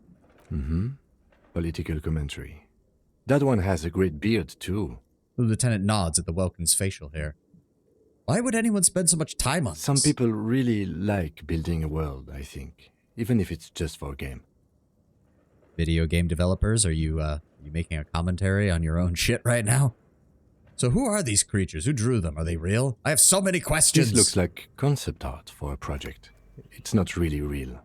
Oh, this has been educational. Let's move on from the Welkins. Just look at those details. So much effort. The photo collage depicts barren, icy landscapes wrapped in perpetual night. You see permafrost and glacial landforms, dead trees grown in, under the snow. Entire oceans have been frozen from shore to shore. There are pictures of settlements on dried up riverbeds, abandoned in a storm. Animal corpses in the dark, carcasses and bone. Albeit dark and cold, this vision also feels cozy in its own way, like eggnog or morphine, a much needed respite from our own world. Stop associating everything with drugs, electrochemistry. A pinned postcard reads, "The heat death scenario. A desperate fight for geothermal energy engulfs the world as Wirral becomes untethered from its sun, drifting through the universe." Inspect the schedule. This is a monthly calendar from the year 50. Cryptic words like sprint, daily minimi, and GPI span the marker-drawn grid, the grand scheme of production and money. It looks a bit like an academic calendar, only much more brutal. Hey, Stylish, welcome. Just going through Disco Elysium right now. Good to have you. Keep reading. What happened? As time goes on, the numbers in the boxes grow rarer and rarer. The board becomes an empty snowfield in the final days. Only failure and regret dwell in this region. Looks like they didn't make it. The lieutenant looks at the frigid ice field of nothing. A note in the bottom left corner of the chalkboard says, "See the prod schedule filament for details." Inspect the notes. The handwriting is only partly legible, but you can still make out 3 slogans: "Call in, tune out," "Wirral untethered," and "Heat death of the universe." The full text reads, "Heat death of the universe is the new black." Another note says, "The biggest advancement in role-playing systems since the 30s. Oh, so not a D&D group, a D&D developer. Outside, a cold wind wraps the building in its bosom. Snowflakes in the wind. An old woman passes what the locals call the doomed commercial area. She tries hard not to look at the bookstore windows. Sweet, we have 2 backup skill points. Very nice. This appears to be some kind of machine with a cube-shaped heart and a wired framework. The keyboard has a rectangular on-off button. A piece of paper still hangs from the printer. The radio computer. Just sitting here without anyone inside. He sounds surprised and a bit What cautious. he means is that these things cost money. Why would anyone just leave it behind? Thanks for checking in, Stylish. Hope you have a good day. But we are looking for a fridge, and we are pressed for time, so... On the other hand, it's not that I'm not interested in abandoned radio computers. This is the Ream Civic radio computer, model RC5120, equipped with a Feld mainframe and a Ream-compatible printer. You think I should turn it on? Maybe the body has stopped decomposing somehow. I don't know. You're in charge of this expedition, officer. You can always do it after the fridge. Unfortunately, this is one event that I do remember from my playthrough, so I know not to touch this right now. And we do need to get the fridge at some point. This old fireplace is covered in lines drawn in blue and red marker, the mesh spreading over the stone like blood vessels on alabaster skin. It looks ghostly and strangely ancient. He's calling you officer. Yeah, you notice the shift in tone, don't you now, Lord Brownbear? Sometimes he does use officer more neutrally, but you can tell when he's like, this is getting aggravating, Harry. We need to move on. Radio frequencies, it seems. UKV 123.6, UKV 123.7, UKV 123.9. Some written notes, too. Sparse and cryptic. Radio frequencies for what? Unclear. It looks like a cardiovascular system split into veins and capillaries. Very advanced. So we're dealing with something medical here? No, it must be an elaborate piece of art. You think so? The web is comprised of radio stations, all lead back to one red heart, titled the Game Master Frequency. A note says, this one can listen in on any station it wants. They must have had massive airwidth. These things don't come cheap. Who's the Game Master? Someone very important. The leader of a massive on-air game built by these people. If it's a game, then who's playing? Whoever decides to call in to a call-in station, it looks like. A list of names under the stations suggests people across 6 Isolas would be playing. Muindi, Insulinda, Kotla, Grad, Samara, and even Il Mara. There's a thick tank for Game Masters with the Discord server. Jesus, more than that, it almost has a Roll20 kind of component to it where anyone could play, but the Game Master could listen in on whatever the hell was going on. There's no way a little basement studio working here could pull anything like this off. My God. It's as if the less money they had, the more ambitious their project became. The cost of Airwith alone would have been huge. Exactly. This schedule, I know doom when I see it. The company was running out of funding. He nods at the calendar on the chalkboard, wiping his marker-stained fingers clean against his jacket. Nothing. It's just lines on marble. An echo from times long gone. No one has used the fireplace in ages. Scribbled across a notebook, developers of the most advanced RPG in the universe. Doesn't look like there's anything else here.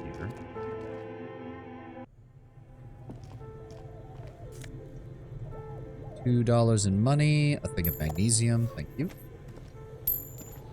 Come on, move. Ah, yes, this must be the fridge that the little girl spoke of. What is this? Ice cream maker, defrosted and unplugged. All that money and communication on RPG, I admire the idea, but this situation was not too ideal. Yeah, and then again, you realize they're trying to make it as a business, which means... Yeah, you can tell why Kim was like, there's no way in fucking hell a company like this would be able to work on it. You see a terrifying ice bear with a strange compartment in its belly. The door is covered in frost, and the bear's eyes are glowing red. Amplitude's giving away some Endless Legend 2 merch themed around their Beer Together event. An A3 poster, bottle opener, tote bag, and custom beer. Pretty hilarious. Oh, I'll have to take a look after stream. The bear looks oddly realistic. Is it taxidermy? This must be the fridge you were told about. Look inside. See if it's big enough for the corpse. A gust of freezing cold air rushes to greet you. You hear a low grumble as the bear regulates itself. This is the inside of a refrigerator. The lieutenant takes a peek inside. His hand has found the holster of his gun. Relax, Kim. It's the fridge, Of remember? course. A giant ice bear-shaped fridge. He relaxes his hand, his face bathed in the harsh light of the open fridge Just door. what we were looking for. Let's see what's inside. Look inside. The shelves are empty. All you see are crumpled ice cream wrappers with the brand name, Revachol Ice City. A handwritten note has been attached to the door. The fridge is huge. This is clearly the fridge. It looks big enough to hold 2 corpses. It's certainly an eccentric choice, but it is capacious and cold enough, too. But the optics on this are awful, he thinks. We need to be as silent as we can. Your visual confirms you could fit 2 more bodies in the ice bear fridge. Shall we go and get the body, then? I'll take the head, you take the feet. The stairs won't be easy, but we'll manage. Let's the do body this. is heavier than you expected and stinkier. It takes half an hour to get it down to the basement. Then 10 more minutes to stuff it into the fridge. The lieutenant takes a step back to admire your handiwork. Beautiful.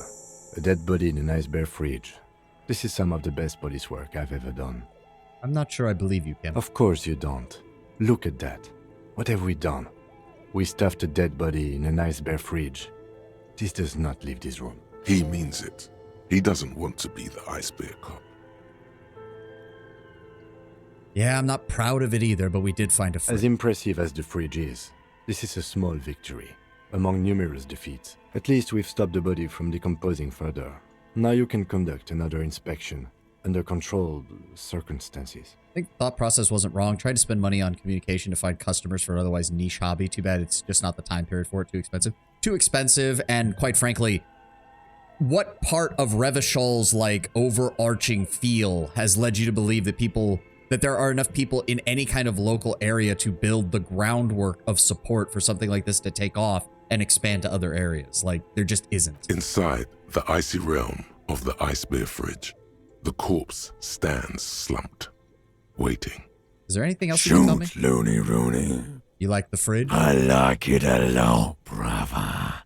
This really is your finest hour. You're a genius. A regular Corporangelo.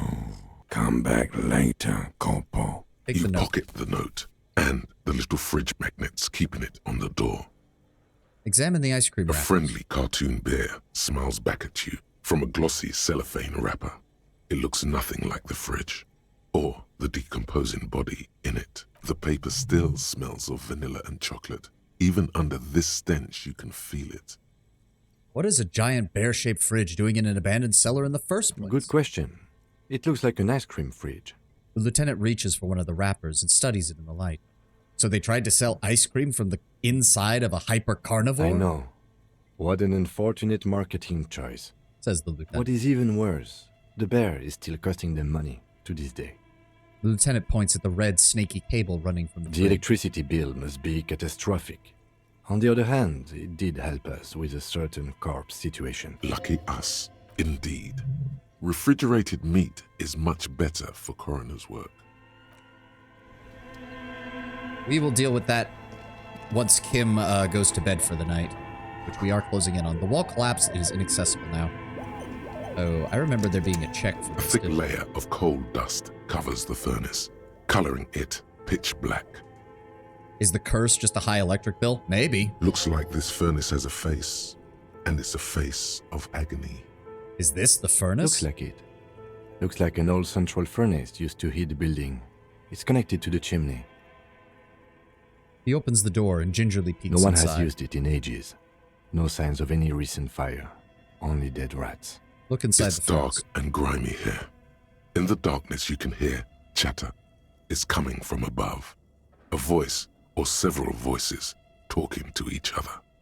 Near the smoke chamber, upstairs, the echo is so prominent, it's impossible to discern what the voices are saying or what's producing them. What are you doing? The lieutenant asks when he sees you climb halfway into the furnace. I'm not sure, Kim, but I think I can hear someone talking upstairs. Really? We should investigate. See if someone's upstairs.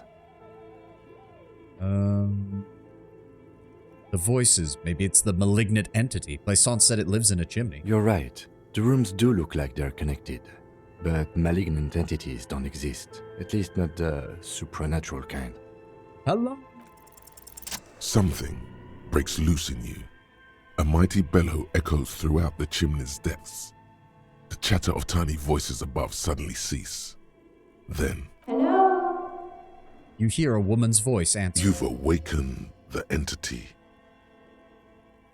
Hello? Are you there? Speak to me. Hello? Did you say anything? I can't hear you. Please come upstairs. There's a safety curtain on the second floor. I'll open it. You hear a low rumble upstairs. The sound of a curtain being pulled aside. After you, officer. Sweet. What did we pick up? We have the bowl. Bowl used for playing shot put, a favorite pastime of elderly gentlemen. You feel like you should hold on to this and make good use of it. To sell such a beautiful old-school sports equipment would be a sin. Handwritten note you found from the giant ice bear fridge. It still bears some marks from the fruit-shaped kitchen magnets that were used to secure it to the refrigerator door. We'll take a look at that later. Let's finish exploring down here. Oh. Flashlight casts a strange shadow. There's a hidden doorway here. Wait, what? Aha! 2 rusty rifles are hidden above the piping, though they look inoperable. Someone has stuck some busted guns beneath the ceiling. A few bricks have fallen off, revealing a compartment behind the wall. It's too dark to see in. What is this? Seems like an old bunker from the Revolutionary period. Look at all those rifles. Must be an old weapons cache. He points up at the rifles still hidden under the ceiling. There's a hole in this wall. There is, yes. And there also appears to be something inside the hole. Interesting. Do you want to take a look? I do. Your hand reaches deep into darkness and spiderwebs. Rummaging around, you find rusty rifles hidden away. I always thought the E in cache was silent. I've heard it used both ways, of a cache and a cache. Again, I think it might have to do with the word's French origins. I am not sure. Are these any rifles. good? Most of them are rusty and inoperable, like the rest, but one catches your eye. A bolt-action model with a fine wood stock, in better cosmetic order than the others. Take it. You're a police officer. Police officers carry guns. This one looks good. That's a rare sight. Seems to no longer be functional, but still a beautiful thing in its own way. Do you think the murder weapon we're looking for could be similar? It's the same type of weapon, yes, a breech loader. An interesting coincidence that we should find something so similar. But I'm afraid our search for the real murder weapon must continue. What does this mean, a rifle? It means here? there are firearms, albeit inoperable, still lying around in Martinez. It's an interesting coincidence, I would say. Might come in useful in the future. He likes this find.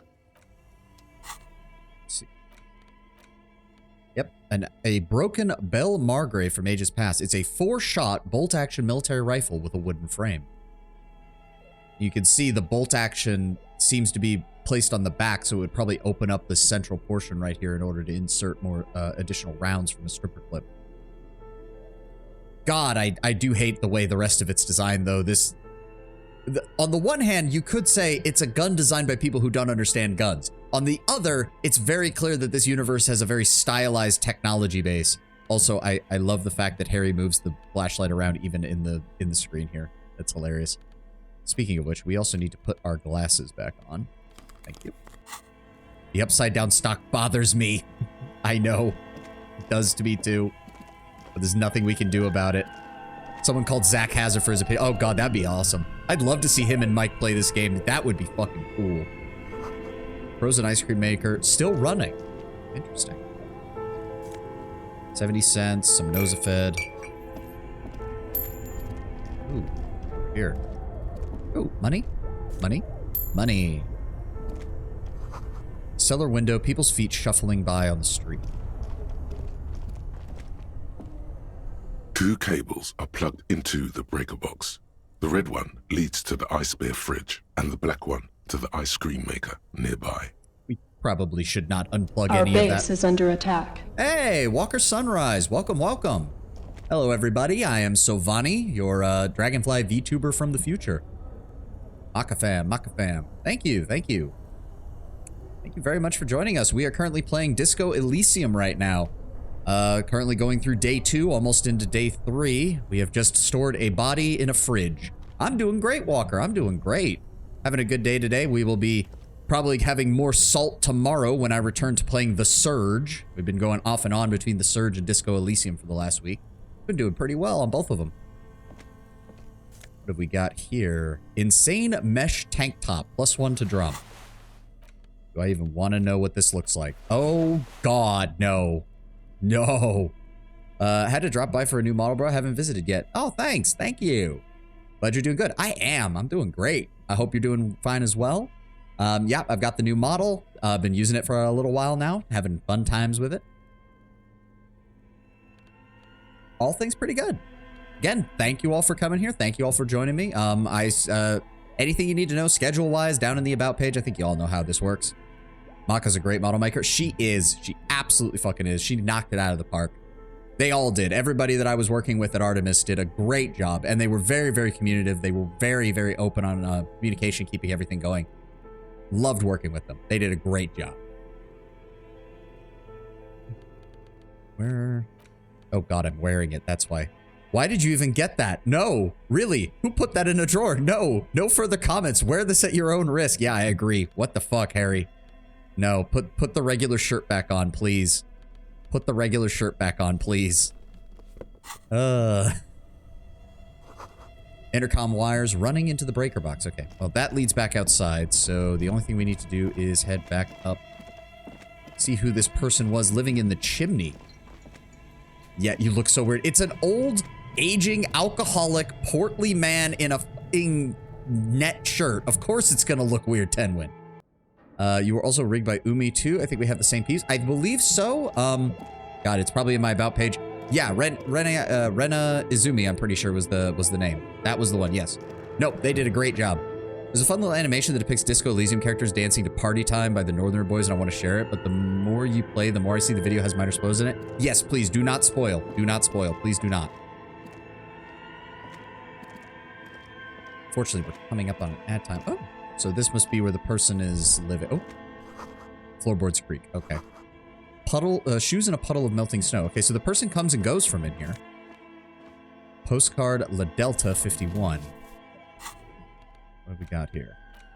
Sunlight has made this postcard almost completely sepia-toned. Midtown traffic passes overhead, the ghosts of skyscrapers disappearing into a beige midday mist, vapor rising from the delta on which the district was built. This postcard is prepaid. Okay. All right, well, it's lunchtime for me, so I'm gonna go into lurk mode, but good luck, have fun. Thank you very much for being here, Walker. Thank you thank you so much for dropping by, and I hope you have a great lunch. Oh, so this must be... This tray is full of dice, colorful polyhedral dice, hundreds of them. The candy dispenser has been repurposed to contain thousands of dice. Hello, I'm Nia. A bird-like woman sits on a throne of tools with emerald light shining through her hair. Did you try knocking on my window? I must have missed you. I've been listening to my Milius. She taps on the headphones. So what kind of die are you looking for? Could this be the malicious entity? Perhaps it's wise to go along with this masquerade for now. Calm down, Inland Empire. It's a regular person. She's got a direct view to the backyard. You should interrogate her about the lynching. What do you mean by milieu? Yes, Amelia is like a call-in station. You need a two-way radio to access one. That's why I have these. She pats the headphones on the table. Mostly, they just teach you to swear in different languages. But some of the stations can be quite interesting. I was so absorbed, I must have missed you knocking. You be confused with someone else. I haven't knocked on your window. Then how did you get inside? By the south entrance? You know what? It doesn't even matter. What matters is that you're finally here. Let's talk dice. Did you have something specific in mind? What? Asking me about dice? I'm a novelty dice maker. Tell me the name of your role-playing system and I'll make the die you need. That's why you're here, yes? I mean, I like role-playing games. I could use some dice. Very good. My rate is 10 real per set. Unless you want something really unusual. Take a look around and see if there's any particular stone you want to use. The walls around her are covered with rows of precious stones and minerals. This person means you, or no one else, absolutely no harm. She will answer freely and honestly. How'd you become a dice maker? How did I become one? It was a business decision. I was a regular jeweler at first, but that's an unfocused field with too much competition. Some of my friends were role players. They asked me to make some polyhedral dice out of cobalt. That was my first order. I grew it from there.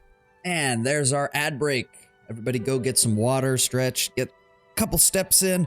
I'm gonna rush to the restroom real fast. I'll be right back.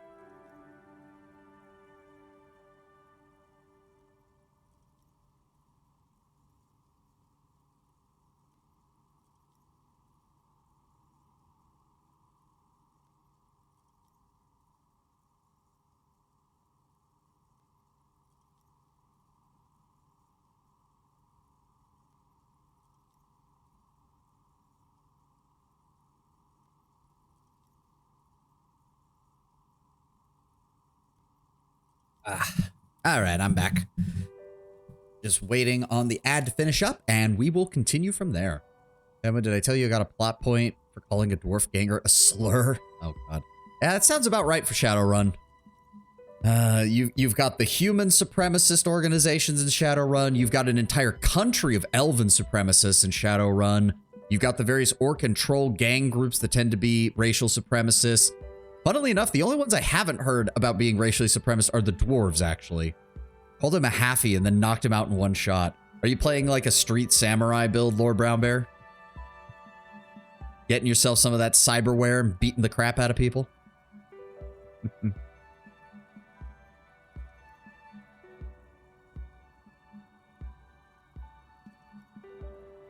Oh, I do like this music, too. It was a one-shot, and the pre-made character I had was a mage who was described as a bit of a dick, so I went with it. Yeah, that makes sense. I also got bear hugged by a troll on Nitro. Oh, that sounds bad. Did you survive? That sounds like the exact kind of combination. See, this is making me want to play Shadowrun Hong Kong next. If by some strange coincidence we still have no word on the Baldur's Gate patch by the end of Disco Elysium, I'm probably gonna play Shadowrun Hong Kong on it next, because this is making me want to play it. One more turn and I would have been in trouble. Oh, ad is done. Let's continue. Do you play role-playing games yourself? Not especially. I like working with rare materials and a steady pay. And role players as customers? They're nice people. Reminds me of how I handled Onikaza in PoE2 when I did the RDC's final quest, the coup, and she attacked me full of confidence and I instantly killed her in a single attack. It was kind of amusing. Oh, that fucking... Sorry, Onikaza. Goodbye. Do you know anything about the man who was lynched behind the whirling in rags? Nothing really. I didn't know him. Who cares about the dead body? We might be dealing with a malignant entity here. The lieutenant looks at his notebook. Then the woman under the large window. Your window looks directly onto the courtyard. You're saying you didn't see or hear anything unusual last Sunday evening? I'm sorry, detective, but as you know, I usually have my headphones on when I'm working. It shuts out most of the daily ruckus behind my window. The daily ruckus? Well, there's always something going on in the Whirling's backyard. She stops to try and come up with an example. During daytime, there are usually those kids. And lately, I've been seeing a lot of drunk workers hanging about. Must be because of the strike. But I never saw anyone during that fateful Sunday night, I'm afraid. And you never took your eyes off your work to look out the window? I might have, but in this case, all I would have seen is my own reflection staring back from the darkness. It's light here, but dark in the yard at night. It's really hard to make anything out in the yard when it's dark outside. Besides, I rarely get up to look out the window when I'm in the zone. This person values focus above all. She keeps her sharp sight on the instruments before her. Do you often work Sunday nights? It's an odd profession, making dice for people. But I like it, and I prefer doing this to sitting at home. Thank you for your answer. Anything else, officer? Where are we anyway? This place? We're inside the chimney of an old central furnace. It's strange, I know. She looks up at the ruddy bricks that make up the walls. Even though they've been repainted, there are still signs of the coal-black soot here and there. But when I arrived here, all the other rooms were taken, so I had to build myself a makeshift home. Besides, I don't really have to pay any rent here, so that's a plus. Smart woman. Plaisance was right. There's an entity living in the chimney. You should ask her about the curse. Creative. The lieutenant looks around the spacious room, ceiling fading into the shadows above. When she arrived here, there was no room anywhere else. She must have known the other businesses. I see why shouting was a physical instrument check. She wouldn't have heard you otherwise. Yep. I've heard this place is cursed. Did you know that people call it the doomed commercial area? I've heard the stories, but I don't think those stories are true. How do you explain what happened to all those companies It's then? just capitalism. We only hear about tales of success, so it's often surprising to realize how many ventures actually fail. Well, Plaisance is the owner of the bookstore, and she's the one who sent me. She's convinced that the place is swarming with malicious energies. Plaisance, the bookshop lady? I've heard that her business is doing rather well. Have the energies spared her somehow? Actually, in my opinion, the bookstore isn't doing that well. Hardly any customers. She has to use her own daughter as leverage to keep the company going. Oh, right. But it's not just the bookstore that's still up and running. What about the Whirling in Rags? Some people say it's part of the building complex. Wait, the Whirling's part of the same area? You could say so. Both houses were built at the same time and under the East Delta Commerce Central project. But it's a separate building. If there's malicious energies, they wouldn't reach And them. then there is me. She sighs, looking at her messy work table. All kinds of tools lying there scattered, from knives to carving files to wire cutters. I've been here for 14 years, selling novelty dice to role-playing enthusiasts. Not exactly a million-real business idea, yet somehow I've survived despite the talk of malicious energies. Strange, isn't it? I'll be the first to admit that there's a lot of inconsistencies in this so-called curse. I was just about to ask, what do you think? Do you think the curse is real? Time has come to face the source. Fear not, for the forces of the universe are supporting you in this psychic quest. Honestly, I'm not sure. The world is a strange and puzzling place. Is it now? I've always thought it's a rather mundane and boring place with no supernatural surprises in sight. Well, if you ever find a way to explain all those inconsistencies in the curse, let me know. He turns back. Plaisance is not going to like what you have to tell her. You know what happened to the other tenants? Every other area I've passed in this building, they've all been gone. More or less. Are you interested in anyone specific? Inland Empire really flexing its flaws in this quest. Yep. There's a reason that the option for, where is it, Boring Cop, is a -2 to Inland Empire when you're researching it. Like, there's a reason for that. Inland Empire has some great dialogue when he's, like, linking into the other skills, but when Inland Empire's left on his own, oh boy, the guy just goes off into La La Land. Oh, quite a lot of them spring to mind. Rats scuttle in the dark rooms, under the abandoned blow dryers and dusty mannequins. Cobwebs cover rotors and radio computers alike. So much failure. There used to be a hair salon down at the first level next to the store. Yes, I think it was called Androgynous Orlando or something similar. They weren't a big hit around here. Turns out that working class men don't like genderless haircuts. They're scared of that word. It's not about the haircut. It's about the confidence. I mean, I'm a simple man. I don't really have any opinions on hairstyles. Me neither. I just want it off my face. She tucks a strand of hair under her headscarf. What about the gym, one level up? It wasn't merely a gym. It was Artemitep's Boxing Club. A community project created to steer at-risk youth away from drugs and crime. Who was Artemitep? A kind man from Zemsk. I heard he had some trouble with the law when he was younger, and that's why he wanted to start the gym. Orlando's my first name and caught me off guard. Oh no, Lord Brownbear, you found your alternate self in this universe. That kid Kuno needs something like a boxing club, I would think. Kuno. Who's Kuno? He's the little ginger gremlin out in the yard who likes to defile dead bodies. You mean the kid with the sailor's mouth? Yes, I've heard him yelling profanities in the backyard. She looks out the window, her face reflecting back in the dark. I think it would take more than a gym to help that kid. Judging from the kids I've met so far, I'm guessing it didn't really work. It didn't. If anything, it made the youth situation in Martinez even worse. At some point, someone started a rumor that the punching bag downstairs was full of amphetamines. Firstly, that sounds stupid. Secondly, do you have any idea how much meth you would need to fill an entire punching bag? You should have known it. It's not really full of that. No one would store their drugs like that. Eventually, the coalition took away the funding and the club went bankrupt. This was a few years ago. It's gotten much more peaceful around the plaza ever since. And what's with the broken windows? Oh, this one's a mess. There used to be a company that promised to repair windows 24 hours a day.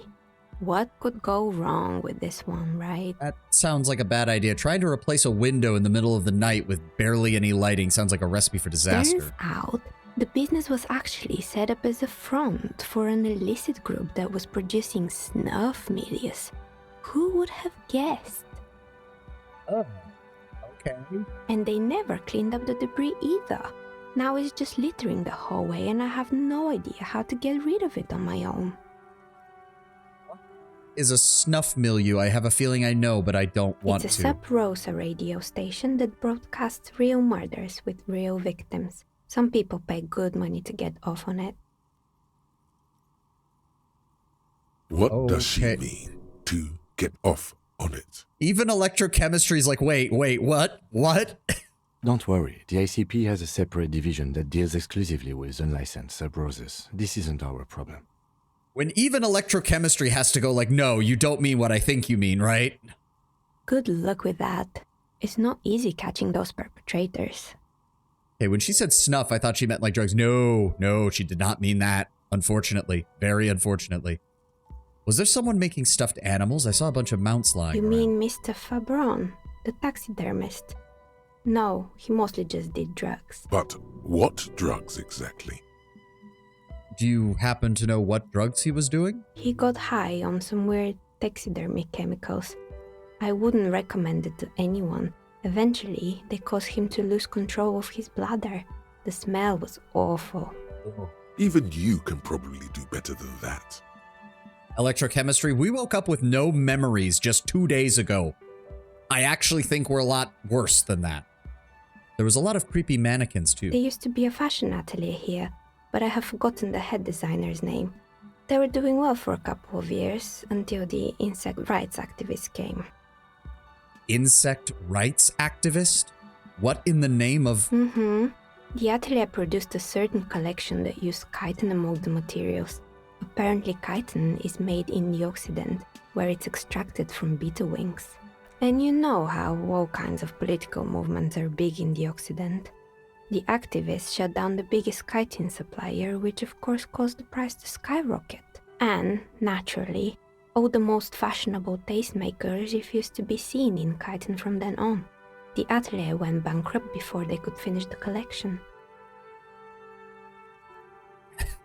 They got what they deserved. Making clothes out of beetle wings is a terrible idea, but insects don't have any brains or feelings.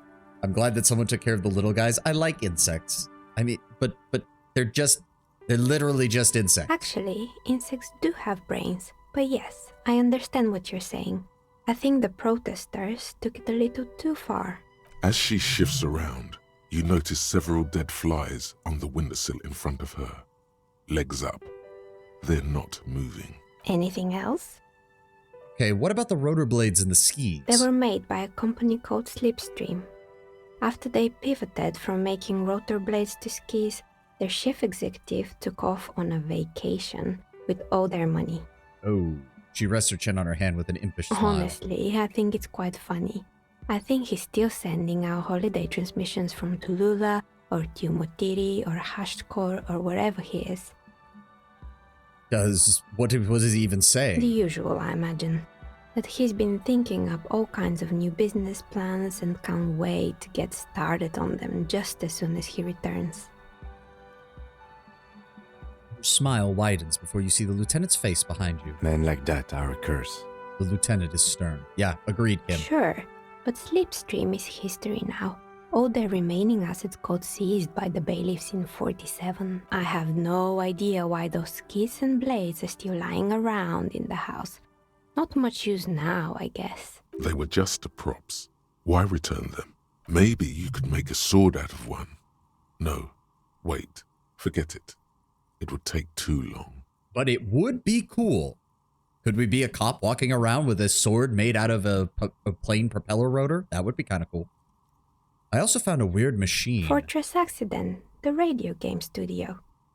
She closes her eyes as some remnant of a memory lights up her face. They were an interesting bunch. We talked about role-playing systems every now and then. Once, I even saw two of them get into fisticuffs over Wirral. They certainly took their work very seriously, even if they seemed to be chronically liberal with their schedules. What do you mean liberal? What happened? The usual. They ran out of money and couldn't get the project done on time. You know what went wrong? Well, I did hear them talking at times. She looks at the hallway as if she can still hear them chit-chat behind her curtains on a cigarette break. They seemed to believe they were historical individuals on some grand quest. I mean, we passed through their offices. The project did look quite impressive. Yes, but when the money started to run out, they just began to complain a lot about capitalism. You know, how the markets are rigged to keep out new businesses and so on. In the end, they just didn't get it done.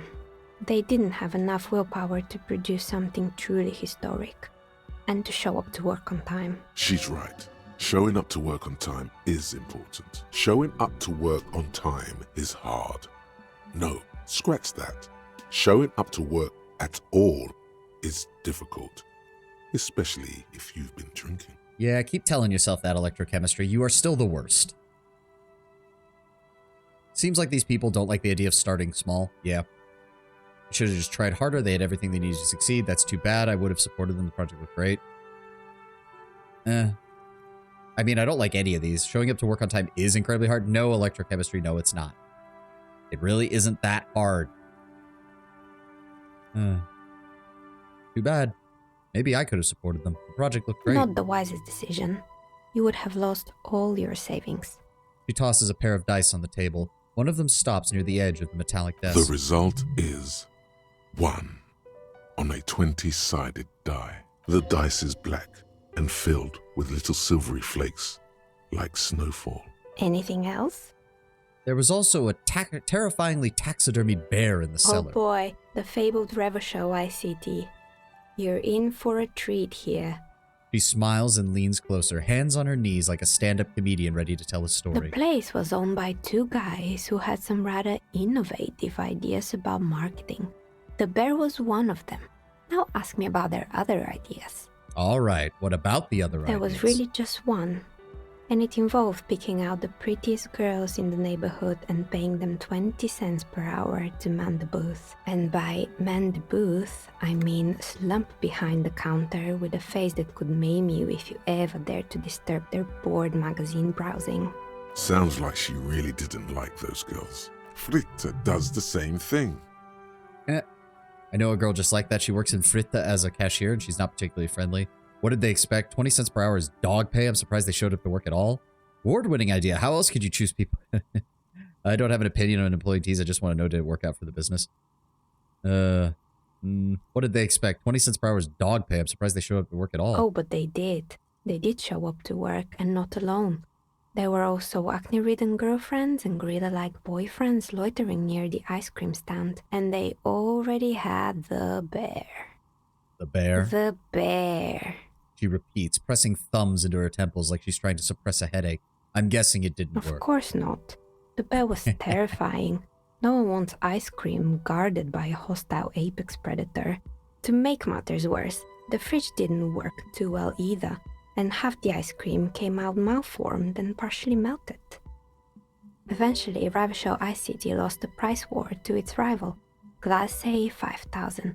Glacé 5000 sold caramel sundaes for only 5 cents a piece, out of regular fridges. I'll admit, the bear looked scary. Every time I saw it, I felt scared, like it could come The alive. taxidermist who made it said it was his vision beast. He said he met his vision beast while high on desiccants. He called it Megatherion. So they hired a drug-using... They hired a psychedelic drug-using taxidermist to create something. And not only did the guy knock it out of the park, but they then took the very lifelike animal, well, animal corpse, I should say, and then decided to use the damn thing as their fucking mascot. Good lord. Megatherion? Megatherion, a mega wild beast. A mega It's wild an imaginary beast. beast that guides you through life by telling you to do more drugs, mostly. Yeah. A wise and noble beast, guiding you toward the land where the streets are paved with drugs. I don't want to do drugs. Very good. You shouldn't do them. You're a police officer after all. Anyway, now you know the story of the fallen ice cream empire. She seems almost sad finishing the story. The temperature has dropped in the cover of the night. You see frost on the windows. Anything else? Another failed business, perhaps? I've been here for a long time. I did have Good. some other questions. I hope it clarified things a bit. What else? We have... I don't think I have any... Hold on. I don't think I have any clothes that affect shivers. The RCM Patrol Cloak does give us a +1, but I don't think we have anything else. Half-light. Half-light. Electrochemistry, physical instrument. No. Oh, it's you again. Are you looking for a die? Oh, it's a white check. Why hasn't her business failed? You feel nothing. If anything, it's uncomfortably warm in here. No. No. I don't don't think that's a good idea. I don't think that's a good idea. Listen here. I'm certain the idea of a vision beast or a spirit animal comes from Native American tradition of some kind. Now, North America has bears. Imagine you travel to NA, have a spirit journey. Your spirit animal is a carnivorous, more hostile version of an animal that lives on another continent besides the one you're on. What does that say about you? Well, especially if it's a polar bear, because grizzly bears and black bears have at least some things where they won't follow you. Polar bears don't care. If a polar bear sees you, all it sees is food. Oh no, I don't want to do this. Excuse me, what are you doing? The dice maker stares at you while you start to fuss with your pants. Is it just me or is it really hot in here? No, I don't feel hot. We're in a derelict smokestack. If anything, then it's cold here. I'm trying to lower my body temperature. And why would you do that? It's part of a special technique I have. And what technique is that? She squints at you, a little astonished at what she's hearing, and you still haven't gotten the zipper open. Just hear me out. I just get these feelings. Miss, I apologize for my colleague's behavior. He's still recovering from an unusual medical episode. If you see a polar bear, you can bet it's been smelling you for a while. Most likely, yes. Officer, this isn't how mature adults deal with their feelings. Now you feel something. The cold damp of shame washing over you. No, it's not like that. It's like I can feel the wind or the air pressure, and the air tells me things. The air pressure told you to take your pants off in my studio?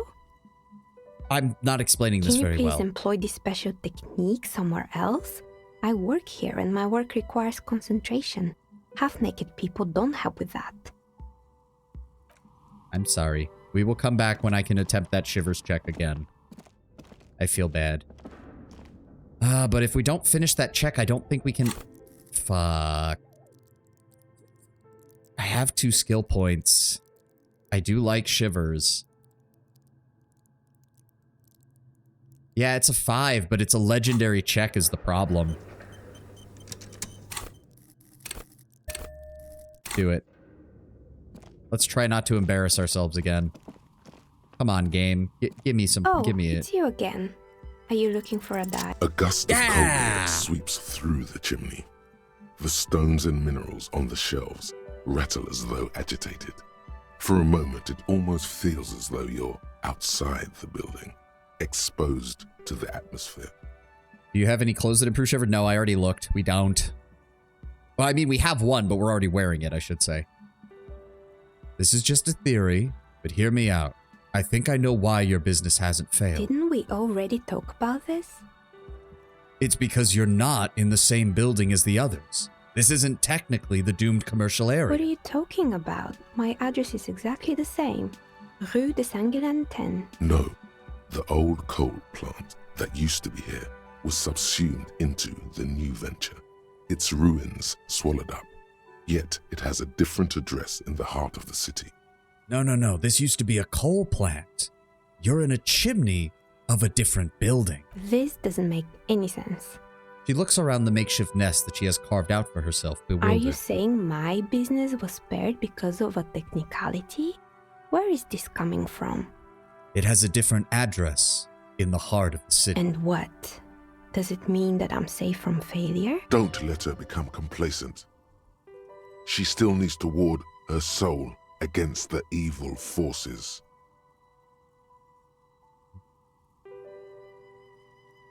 It's only your workshop that's protected. You should still do something to defend your person. She starts laughing, her fingers trying to rub away the exhaustion from her face. What? Do you know what this is? She raises her hand to reveal a piece of metal shining on her index finger. Looks like a piece of jewelry. It's a mourning ring. I made this when my first company failed. It was a small jewelry shop right here in the East Delta Commerce Center, built with the little I inherited from my parents. I drove it into the ground within a year. I didn't have what you would call a viable business plan. Why are you telling me? It wasn't just the jewelry shop either. I always thought that it was just the world that you were supposed to try again and again until you finally succeed. And now you're telling me what? That it was all because I didn't run my little shops and ventures from a dump inside an abandoned chimney? I mean, I wouldn't call it a dump. You've made it nice and cozy here. Yeah. Or maybe it's the entire world that's cursed. It's such a precarious place. Nothing ever works out the way you want it. That's why people like role-playing games. You can be whoever you want to be, you can try again. Still, there is something inherently violent even about dice rolls. It's like every time you cast a die, something disappears. Some alternative ending or an entirely different world. He picks up a pair of dice from the table, examining them under the light. But anyway, thanks for sharing your theories, officer. Can I get a dice from you? Of course. Tell me what you have in mind. You have any cursed dice? Tell me about your most extraordinary die. Do you have anything that could help with my work? I think I have just the right one for you. She opens the top drawer of her work desk and removes from it 2 polyhedrons, one red, one blue, cradling them in her palm. Police colors. Because I'm a police officer, right? Not the most original, I know. But sometimes the obvious choice is obvious because it's best. Here, catch. They're a gift from me. A beautiful woman tossing you a gift. Whatever you do, don't overthink it. Oh no, we're totally overthinking it. Don't drop them. Mr. Smooth Oh, thank God. Moves. You snatch the dice out of the air with one hand, just like you're in a movie. Wink at the dice maker. Oh, what are the odds? The red one is made of bloodstone with a lapis lazuli inlay, and the blue one is the inverse. I believe these dice are your lucky charm, officer. She winked back at you. Can you believe it? You truly are Mr. Smooth Moves. You definitely need luck in Martinez. Was there anything else? No, thank you. What did we get? These 2 20-sided dice have the colors of a police alarm, bloodstone for red and lapis lazuli for blue. If you roll them and squint your eyes, it looks like you're arriving on the scene, and it's raining. Note, look at the map tab in Journal to see which white checks have reopened. Oh, cool. Very nice. We also picked up the precarious world. All red checks fail. Ooh. But I wonder what bonus we get for that. Ooh, we are close to a level up. We are close to a level up. Are there any red checks that I'm going to be dealing with right now?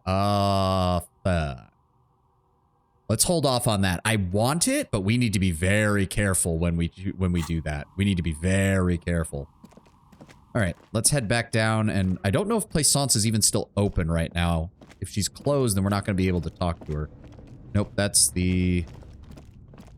that store. How do we get out of here? If she's closed it up, we'll have to go back down through the basement in order to get back out, but oh well. Did she lock the door? Oh, nope, she's still here. Sweet. Plaisance, we're almost done. Hold on. Let me talk to you. You're alive and well. Don't keep me waiting now. What's in there? In that dark sarcophagus? In the dark sarcophagus. Yes. How was it? Dump. I'm in no position. We can tell her what she wants to hear. A charnel house of failed business enterprises, leaking life energy from this bookstore. I knew it. Oh, such horrors that have been thrust upon us. She shakes her head. But what else did you find? Did anything survive? No, of course not. Have you located the entity? Yes, her name is Niha, and she's a novelty dice maker. A novelty dice maker? Well, spit it out. Why does she need the dice?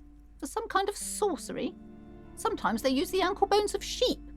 No, ma'am. I've felt her aura. She is not the one to blame for this curse. I don't understand. If it's not her, then where is the source of the doom? How did she explain the curse?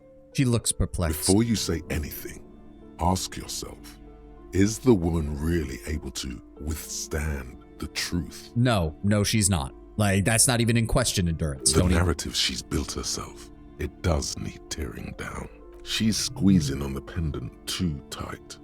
A drop of blood in her palm. Just don't say you don't have any answer yet. The uncertainty is killing her.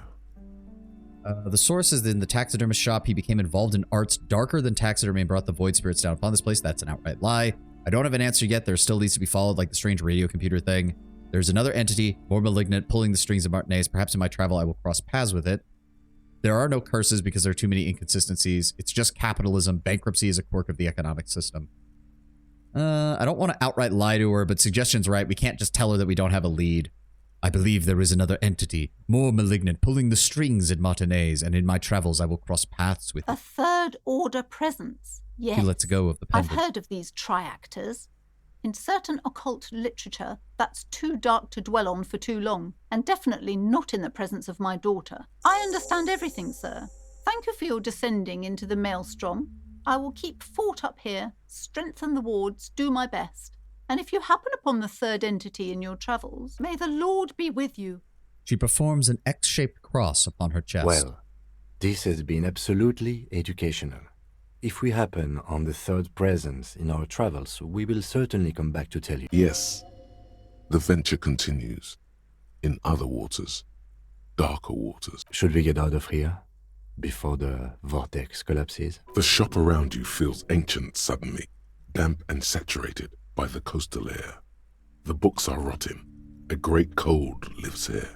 And there, too, 1,200 meters away on the urban coast, the dark shape of a church is reflected on the water, calling. Looking for a book on cockatoos. A book about cockatoos? There should be one upstairs, right next to the shelf of biographies. Thank you. Also, we can take off the... Where is it? There we go. We don't need the flashlight right now. Is it this one? These shelves are overburdened with books from the same series. You see the name Dick Mullen over and over. A couple of spook novels hide amidst all the detective books. Thrilling tales of spycraft and daring do. That's not what we're looking for. Is it this one? The plaque on the shelf reads, Biographies of Famous People.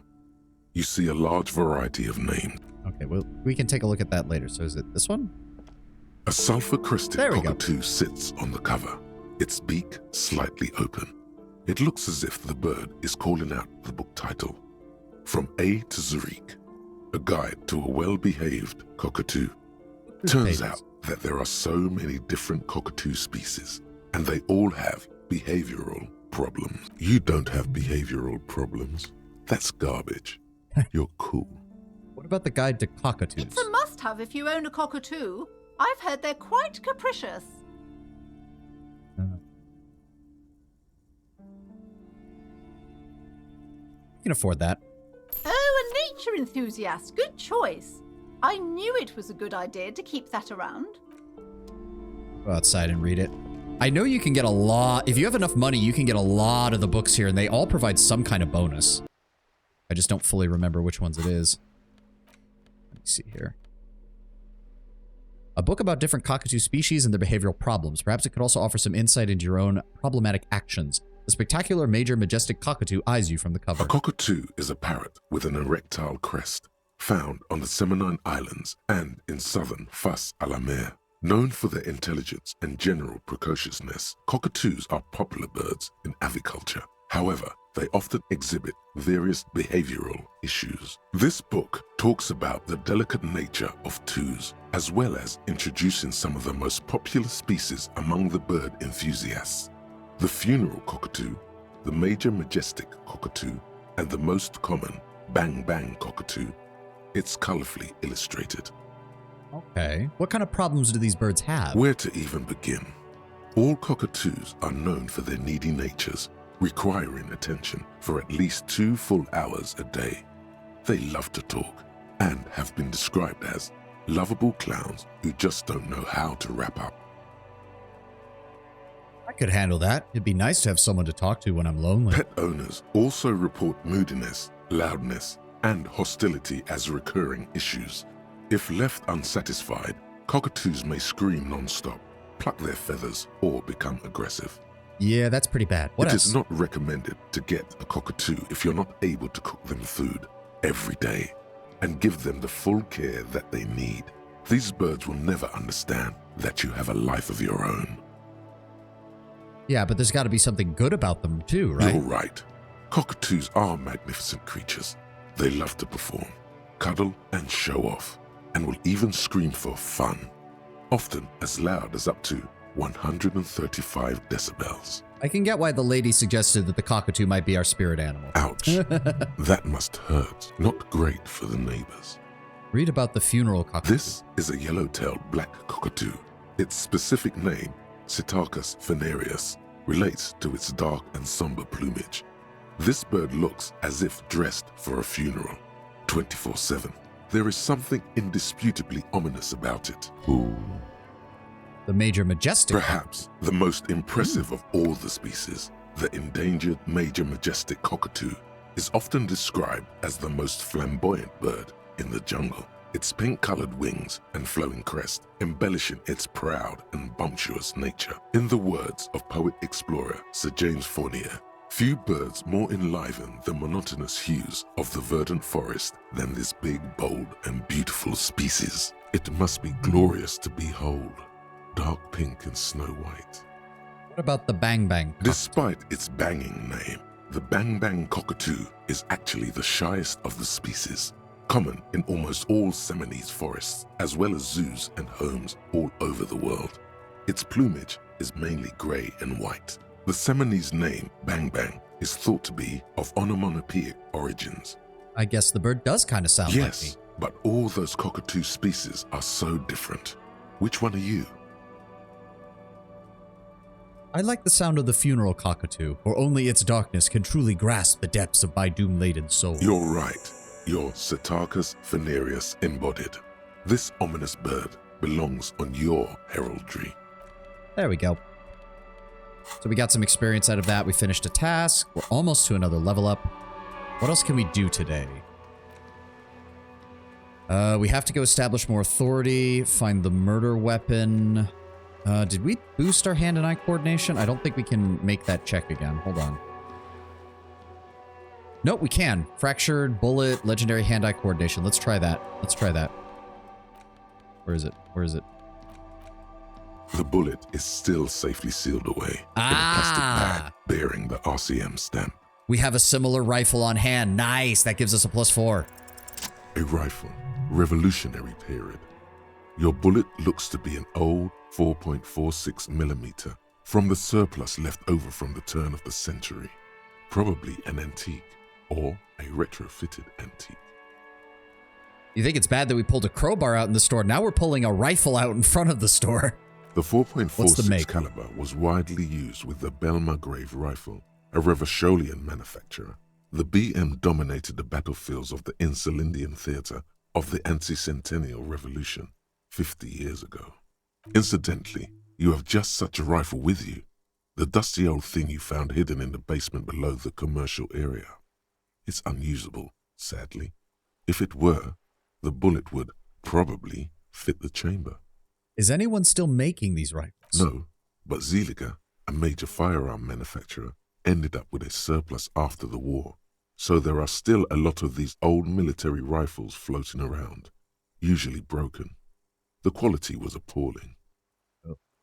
Revacholian rifle? How many Revel military men do we know? Well, from the sound of it, most of them died 50 years ago during the revolution. From the sound of it, the communists either got most of their own killed or conscripted and then in human wave tactics got killed most of the male military age population, or at least a good chunk of it.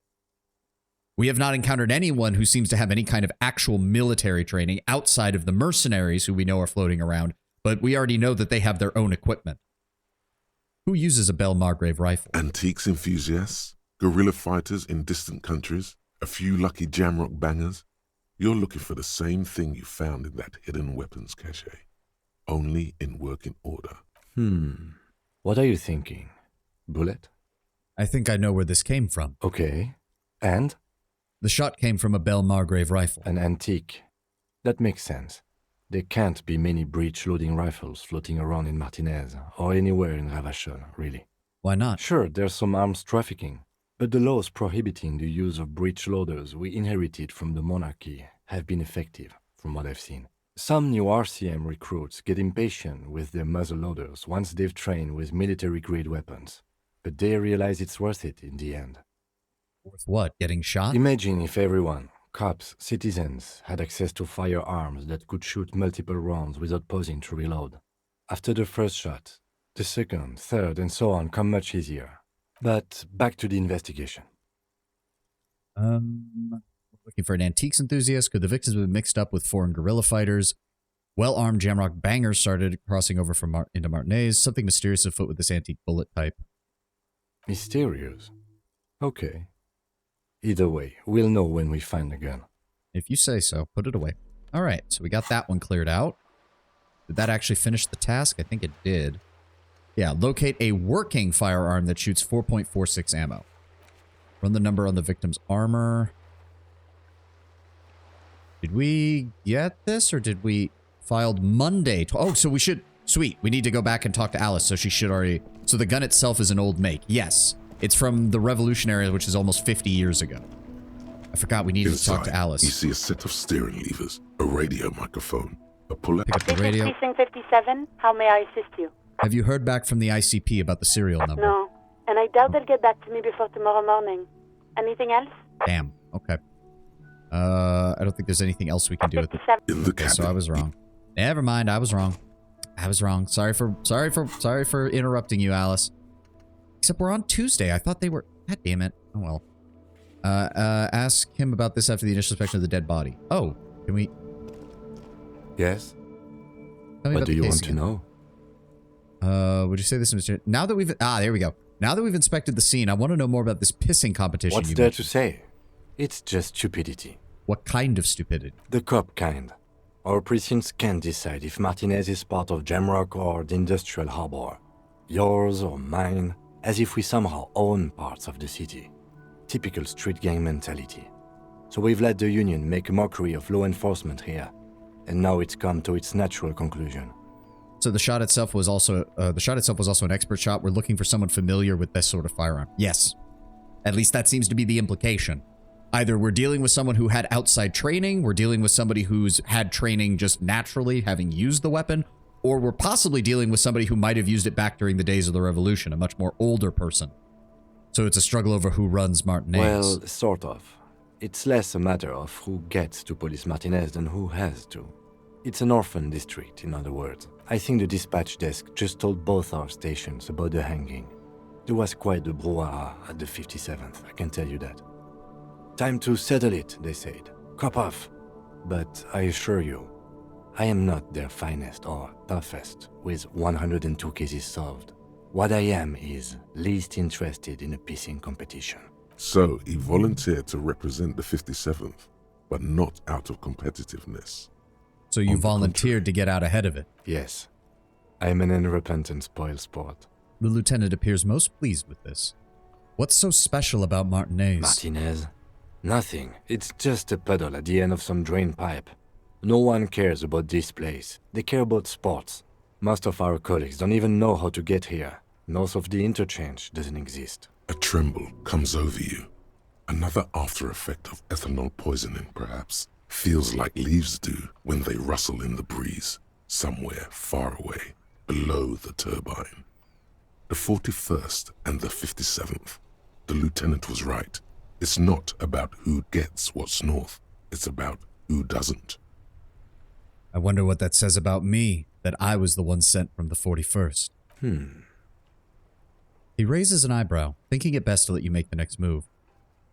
There's only one conclusion. I am the finest, a case-solving machine sent to outperform you in every way. I must be an augury, an apocalyptic omen sent by my people. Can you guess my message? Don't be scared, but I think I might have supernatural abilities. I probably have an unbelievable kill count. We know that's not true. I'm going to leave why I was sent unspecified. It seems the 41st made a mistake in sending you. You may have the best record, but Harry is also the most traumatized. Yeah.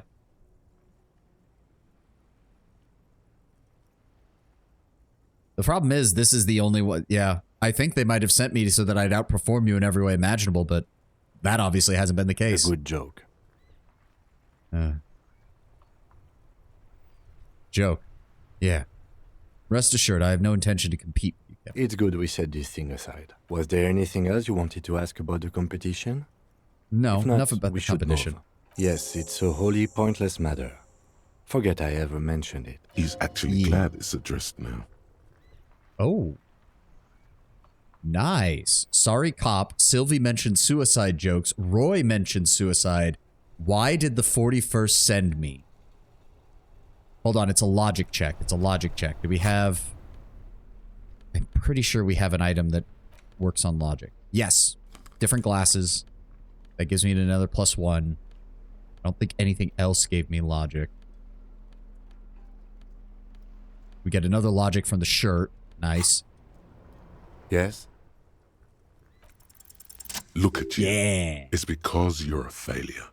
They sent you to Slight, Precinct 57. The police is racist towards a different ethnicity. Surprise. Wait, what? Seems the 41st. Wait. Hold on, Kim. I need to think of something. Change his glasses. Quite literally. Kim staring at you confused, wondering why you're changing your glasses for no reason. Pretty much. The police is racist towards its different ethnicity. Surprise. Where did any of that come up, Tenwin? Like, don't get me wrong. This game does not pull its punches, but I didn't get that at all from what we heard from Kim. Kim volunteered to come over here, and they sent him along anyways, and we apparently... Yeah. I don't know. I'm just not getting that vibe. I just came back. I more mentioned the line about you humiliating Kim. Oh, well, we're not doing that. Kim is our friend. Kim is our bro. Look at you. It's because you're a failure. They sent you to Slight Precinct 57. Honestly, yeah, that makes more sense than the other stuff I thought of. Just think about it for a second. You're a raging alcoholic who showed up 3 days late wearing piss-stained disco garb. You weren't sent here to win. Kim, what if my precinct sent me in this case because I'm the fuck-up? As a joke. I've considered it. So it's true. It would be immensely ugly of them, not to mention unprofessional. But I also think it's somewhat unlikely. Why? I checked the records.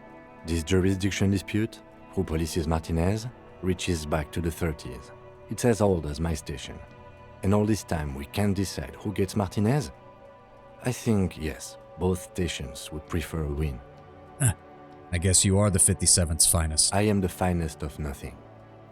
Do you really think they see me as a safe bet? Safe? No. But you're old.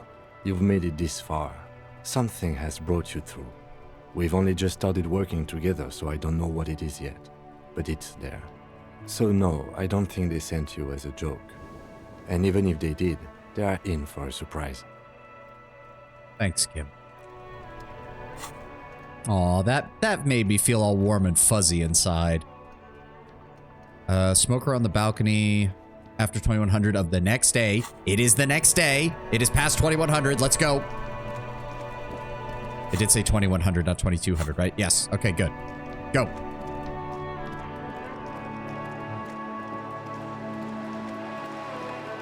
Swear to God, if the game's just like, nope, it still can't go in, and Kim's like, why did you come back here? I told you not to come back here. I'm gonna feel like a real idiot.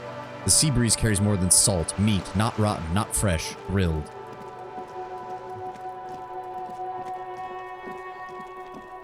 Alright, let's get inside. Kim doesn't even try to deny. I mean, he at least is like, he believes in you, which is way more than what anyone else is.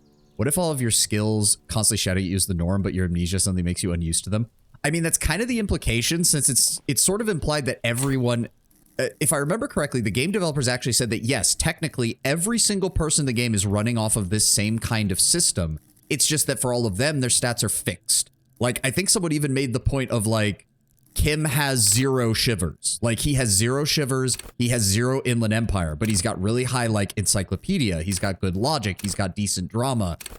He's got good visual. He's got okay visual calculus, but he's hampered by his like his actual eyesight issues. Like they actually openly said, like even if it's not in the game's mechanics, they wrote the characters as if they were also listening to these own inner voices. It's just that Harry's psyche is so, well, quite blatantly fractured. Literally, his psyche as one thing has been fractured into 24 separate ideals of himself that he is unable to reconcile and pull together as a single person. The curtains shift just a little. Someone is watching from inside. Ooh, I don't like that. Hey, Mr. Smoker Dude. Gendarmerie, you found me. The young man on the balcony gives you a bright smile before taking another drag from his cigarette. And his shirt is still unbuttoned. We got your hint. Found the key under the stone. Beautiful. He replies, smiling. As he looks at you, something sparkles in his So tell eyes. me, are you here to make things right again? That's what I'm aiming for. Honestly, I'm just trying not to screw things up. I'm not going to make things right. I'm going to make them spectacular. That's what I'm aiming for. Yes. Beautiful.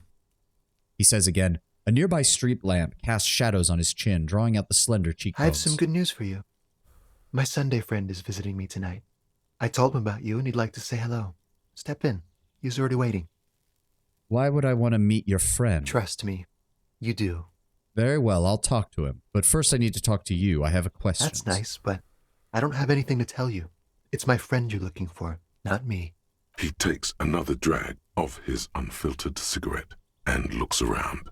It's getting dark, and the neighboring windows have lit up, one by one. Downstairs, a cat crosses the yard, disappearing into the bush. Besides, I've got to run. He's going to leave you alone again. That's sad. Something tells you you're never going to talk to an individual this cool or mysterious ever again. Run where? To the city. It's a beautiful night. He gestures idly towards distant A motorways. man on high heels stumbles out of a basement club, music blasting over the entire district. It's chilly, and as the chemicals hit his nervous system, 1,000 shivers ripple through his body. All right, go then. Take care, all right? Yay, new skill point. How many do we have? Oh, there he goes. We have 3 as backups, and we're almost to another level. Sweet. There's something so different about him that I can't put my finger on. Different, of course. Why is his shirt always unbuttoned? His shirt. The lieutenant squints his eyes, trying to hold back laughter. Yeah, his shirt. His shirt. His shirt. No, I don't know why his shirt is always unbuttoned. I was refraining from suggesting it was a gay club, but with that interjection from Shivers, yeah, it's kind of implied. I mean, it's pretty heavily implied. He's barely holding it together. It's all he can do to keep from bursting out in laughter. Come on, detective, let's go. We've got a potential witness to interview. His Sunday friend, remember? He nods at the apartment door before you. This guy. I remember this guy. I remember hating this man. Quarterly Business Magazine. An exquisite canopy bed made out of metal. Dishes soaked up in a pot. An empty ashtray. Flyers for underground parties. Dates for open lectures at a local university. We have a Samaran conical hat. +1 to logic, -1 to suggestion. Expensive men's perfume lingers in the air. We also have a party dragon silk robe. +1 to drama, +1 to electrochemistry. An old photo of the same apartment, dated year 01. Buckets of paint on a layer of old newspapers. Officers of the Revachol Citizens Militia. The man in business casual removes his cufflinks. His hands are clean and well manicured. This is a man who knows the importance of appearances. My name is Charles Vildrouin, and I am an official with the coalition government. I work for the Institute of Price Stabilité on assignment from Sur-la-Clé. 2 Samaran pieces of clothing? Yep. I heard you talking to my friend outside. Very good. Super. I am here to assist you in any way possible. Ask me about the hanging. No, first ask an innocuous personal question to get the interview off on the right foot. Before we get to that, why don't you tell me where this beautiful silk robe came from? Oh, we got it from an atelier in the East Delta Commerce Center. Personally, I think it's a little culturally insensitive, but the material is great. Sadly, the shop is now out of business. Hello, Mr. Bot. I'm surprised it took you this long to show up today, but goodbye, out the airlock, sayonara. That's really all I can tell you about it. He forms a little rooftop with his fingers, cold air sweeping in from the The balcony. lieutenant takes out his notebook and nods to you to proceed. You actually witnessed the lynching, sir. I'm sorry to say I did, officer.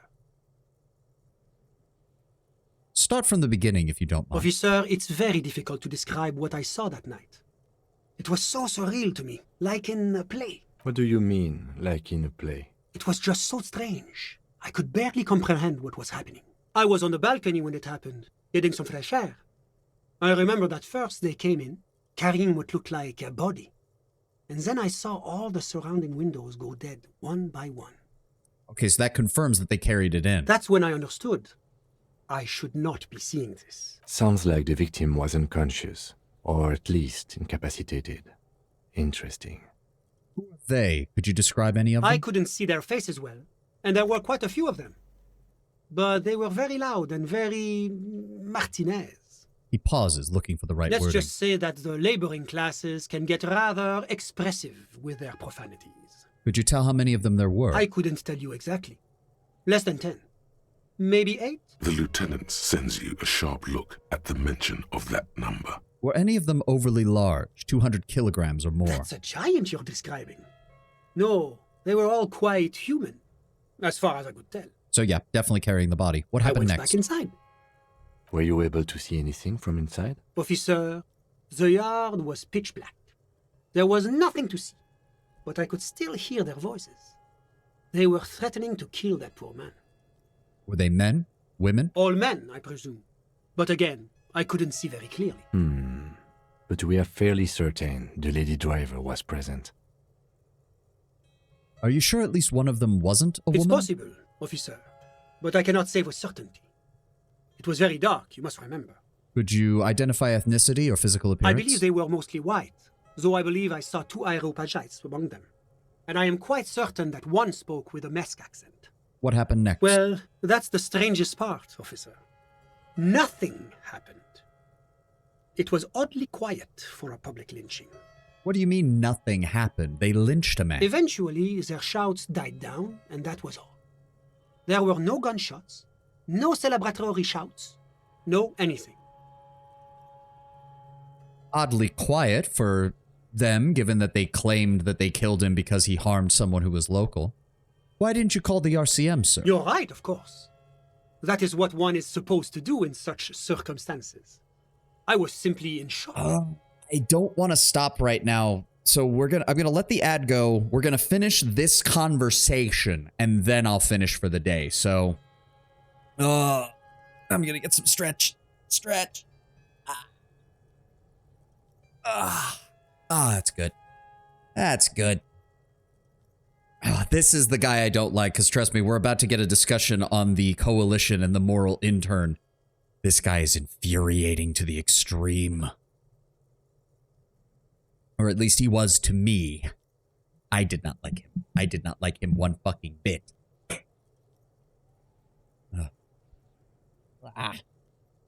There we go. Just back of my ears itch from my headphones.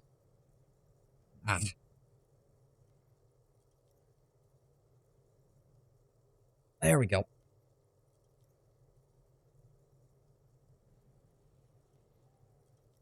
There we go. There we go. Sorry, my neck was cramping up. I got nothing else I can do for a minute and a half. Ugh.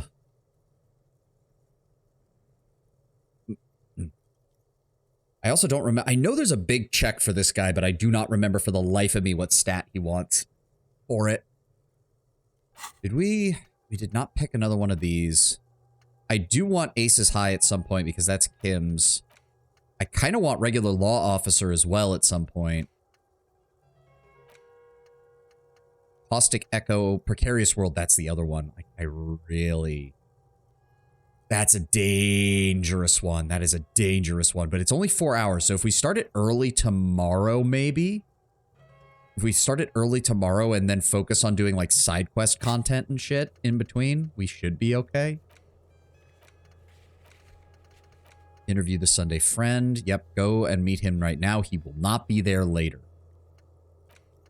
Prove your authority. Locate a working firearm. Wash off the death smell. Send the victim's body to processing. We'll do that. We'll do that late tomorrow. Find the working class husband. Find Morel, the cryptozoologist. We did that. Even though it was late on Monday, but it should have been... Maybe we had to wait till 21:31. Maybe she'll have it after that. I don't know. Where's the rest of the armor? Find booze and drink it. We're not going to do that. Replace the lost bull. We'll do that. Break down your badge. We're working on it. Who else has unauthorized access to Willie Trask? We're still working on that. Still working on the tattoos. Still working on the call. Secret passage. Get hold of a sad song on tape. Right? Find the... Let Everett know you unlocked the door. And track down your gun. We can try some of the other rhetoric and logic. Damage, ledger, logic, medium. Wait, did I miss? Oh, right. Because of the... I remember that now. All right. I'm afraid I don't have anything else to add. About what time was all this happening, approximately? All I can say is that it was late. So let me get this straight. You didn't actually witness the hanging itself. No, I didn't see the corpse until the following day. Well, that's my questions. Thank you for your time. Anything I can do to assist the RCM. If I might ask, what's an official like you doing in Martinez? The coalition is only looking out for the price stability. Inflation is a killer, like a heart disease blocking the normal circulation of the economy. It must be controlled. The economy impacts the entire international community, which is why it requires international oversight. Okay, but what are you doing in this apartment? Well, I'm renovating it. It is an interesting project. The building used to be a 12-story skyscraper before the cannons took the top 4 stories off. This, of course, happened when the coalition forces landed here. Maybe you can time it so while it's researching, you go over all the white checks. That would be a good idea. You could say I'm undoing some of the material damage the international community caused when we arrived here. So you're a bureaucrat? Yes. As I said before, I am a commissioner from Sur-la-Clé working for the Institute of Price Stability. This is one of the main projects of the Moral Intern. And what is the international community? La Communauté Internationale is what Revacholians colloquially call the coalition. In other words, the nations that stopped the disaster of the revolution. And what do I call the coalition? Your employer, technically speaking. The governing authority of Revachol. The RCM is but one part of this provisional administration. And what is the price stabilité? It is the most important thing. That doesn't tell me anything. It's the central goal of any sound monetary policy. Maintaining the price stability is essential to maintaining high levels of economic activity, which is essential for maintaining high levels of employment, which is essential for maintaining the social stability. Basically, it makes sure the price of bread doesn't change. Précisément. Too much inflation, bread becomes too expensive. Too much deflation, it becomes too cheap for bakers to produce. Talking to this guy is like talking to a VI. I hesitate to say AI. Yeah, it's only going to get worse. That's why the Institute of Price Stability works to keep inflation just below 2%. Of what? But not too far below. No. Too below is also bad. Below, but close to 2%. You're not answering my question, sir. The coalition believes in the importance of informing the public about the benefits of the price stability. Transparency is one of our principles. Would you like an informational pamphlet? Sure, why not? Give me a A pamphlet. sound monetary policy is essential for addressing uncertainty. Stability is the raison d'être of the Moral Intern. It's the reason why I identify as a moralist. But oh, I don't have my leaflets on me today. That's too bad.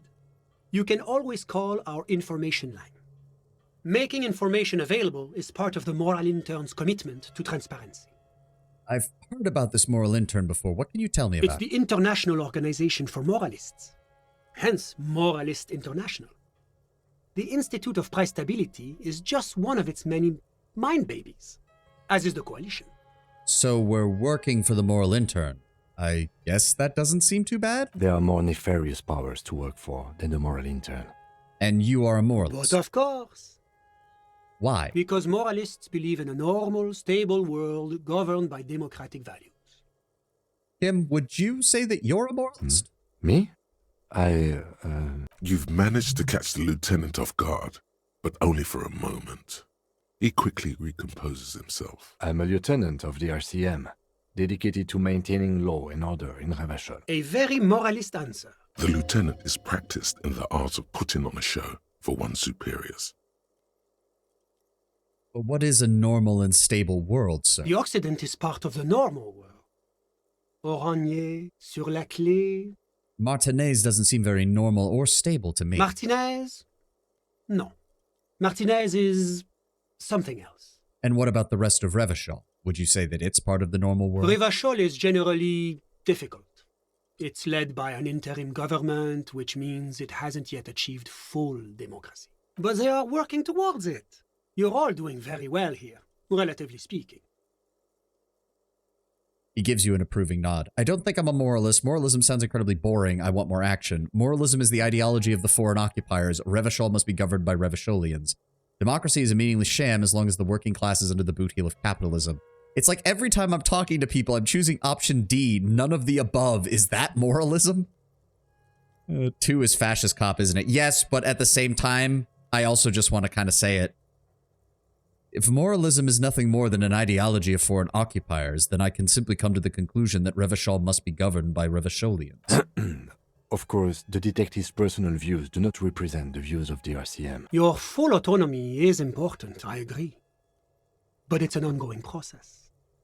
Nothing happens overnight. Now, enough of this delightful political interlude. Was there anything else you wanted to ask? Tell me about Sur-le-Clef. What's there to say? Sur-la-Clé is a modern, urbanized country that measures very high on the Human Development and Freedom Index. Mostly, though, it's known as the executive heart of EPIS. Moreover, it is a great sponsor of less emerged countries. Revachol is only one of its many darlings whose progress it supports and cherishes. What makes Revachol Sur-le-Clef's darling? Because a great percentage of Revachol's culture hails from Sur-la-Clé. Its language, its people, its cuisine even. Or at least in the downtown La Delta area. Jamrock and other parts of the international zone have been mercifully spared of Sur-la-Clé's love for meatballs and mashed potatoes. What about Oran? Oranje is an exemplary nation who, as a core member of EPIS, contributes 28% of our annual budget. Next to Sur-la-Clé, Oranje is probably the most prominent member of the international community. Which one of them is more of the EPIS? As founding members, they are both very EPIS.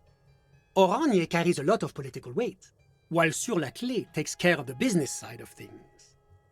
Sur-la-Clé hosts the headquarters of the major EPIS institutions. Okay, but outside of EPIS, what is Oranje? Oranje's economy is one of the most advanced in the world. It has successfully transitioned from heavy industry to advanced services and generally acts as an engine for sustainable change in the international community. Could you just talk like a normal person? About what? Oranje, tell me what it's like there. Oh, it's very urban and very well organized. Their streets are clean, their horse cars run on time, the people are polite and efficient. Like I said, they are an example for less emerged nations to follow. Okay, let's Whatever talk about you something wish, else. officer. What can you tell me about your friend? My friend. My friend is a good young man. His family immigrated here from Kedra, and life has not been easy for him. But he understands the importance of education. He has taken his future into his own hands, and that's all that matters. What's Kedra? Kedra is a candidate member of APIS. But, between you and me, their potential membership is a more contentious issue. What do you mean? That it's never going to happen. They enter negotiations in 21, and it's been pending ever since. Okay, what's this EPIS thing you keep talking about? EPIS is a very special program developed by the Moral Intern to support certain Occidental nations. It began as a unified system of weights and measures, which proved to be a wild success. Nothing but kilograms and centimeters as far as the eye can see. God, yes. Sweet standardization. The backbone of rationality and commerce. It was such a wild success that we expanded it into an economic union for the processing of steel. Another success. And between you and me, the Moral Intern feels emboldened by this success. Emboldened to take EPIS to the next level. Okay, but what does it stand for? Why, it stands for progress and stability, like the Moral Intern as a whole. What do the letters stand for? It's been such a wild, extraordinary success thus far. We are very excited to take it to the next level. You are not even hearing the words I'm saying, do you? A supranational political alliance. The United States of Occident. Is it going to be like this place here? You mean Revachol? No, it's going to have transparent democracy. Is Revachol going to be part of the EPIS? It's one day going to be a candidate member of EPIS, sure. But didn't you just say that candidate members never become real members? No, candidate members do become members. Why do we even have the whole system in place if they don't? It just takes time. Time and evaluation. But we were talking about my friend here, not politics. How did you two even become friends? How did any of us become friends? Bad things happening on the Insulindian Isola? Oil platforms ablaze in the night? Civil wars lasting for years? Finally, the international community is forced to step in. What are you talking about? No one becomes a friend over that. Au contraire. It's how millions of people end up where they are.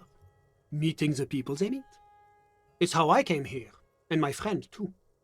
You still haven't told me who he is. Sorry. Who?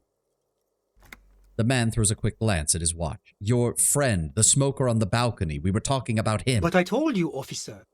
He's a bright young man here to pursue his education. Education is the foundation of our future, especially the arts. It is a cornerstone of our civilization. What is his name? Officer, you have to understand.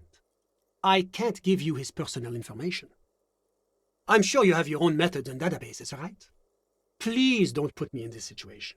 So you can tell me about... So the only thing you can tell me about him is that he's here to study the arts. He's deeply enmeshed in the study of the fine arts, yes. Which? He's a truly free spirit. He likes all the arts. Perhaps graphic design, printmaking, who knows? The world is open wide for a talented youth like him. I see it now. Yeah, you're seeing why I hate this guy, right? Please tell me you understand, Lord Brownbear. What are you doing in his apartment by yourself? I'm just enjoying the view. The man smiles, nodding to the window. What view? It's dark outside. He says, raising his hand. Baby is crying in the neighboring apartment. Waves crashing in the distance. The sound of sea below the window. He comes off as if he's really high. High on his own ego, Tenwin. Or at least on his ideological ego. I can hear the waves. The Insulindian Bay. What about it? This place used to be a luxury accommodation before the revolution. Apartments, of course, were much bigger then. A few walls have been added here and there, leaving some of the tenants without a private bathroom or a kitchen. But the million real view stays. You can't take that away.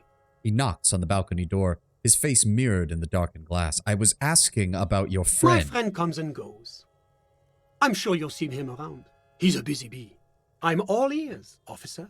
That's all I know. A moment, officer. Do you have everything you need from me? I'm afraid we won't have the chance to speak again once you leave. Why can't we talk later? It's against diplomatic best practices for an official in my position to be discussing murders with local militiamen. And I'm pressed for time. After you leave, I should be leaving as well. That's not the real reason he's so apprehensive. Men in his position shouldn't be seen loitering around in underprivileged young men's apartments in the middle of the night. I'm not going anywhere. Just let me take a look around the apartment. Sure, go ahead. It's a beautiful space. I sworn there was more to his conversation, but maybe I'm wrong. Maybe it's because we already did the Hardy Boys and the investigation of the body. I don't know. I don't think there was anything else. No, we've already took that off of our task list. Drama, logic. This tawny cone-shaped hat looks like a beacon of Samaran wisdom. Its straws sticking up like antennas. Thank God you can't really see people's reactions when they see you strolling around this incredibly insensitive headpiece. Super logical for a cop to wear this. Insensitive bachelor party vibes. This sleazy silk bathing robe in a vibrant blue features a roaring dragon on the front, ready to take off into the night. A red belt has been provided for fastening. It's culturally insensitive, but only for people who are not from Seoul. The real Seoulites don't care. +1 to drama, become the dragon. +1 to electrochemistry, become an addict in a strange bathing robe. They're fucking, aren't they? Yes, that is the implication. Was there anything else? Really? I could have sworn there was something else to this guy, but I guess... Of course. Was there anything else? Of course. I'll double check on that, but that's going to be it for me today. That's going to be the end of this. I was really afraid I accidentally hit the load button there for a second. I would have been infuriated. Was there anything else? But that's going to be it for us today. That's going to be it now. We will be back with Disco Elysium on Friday. Wednesday will be The Surge, where I will be once more thrown back into that game. And I had intended to do some farming off screen, but then I realized that we fell into a new area and I can't actually get back to our farming spots in the previous zone right now. So that's just what we're going to have to deal with, I guess. But thank you all for being here. Thank you all for joining me. Let's go see if we can find somebody to raid real fast. Ugh. Good times. That was a good session. I think we did great. Thank you all for being here. If we have any of the raiders here as well, thank you so much for joining us as well. Thank you for sticking around. Who is on right now? Is anybody I following on, or is it just a bunch of people right now? Do, do, do, do, do, do.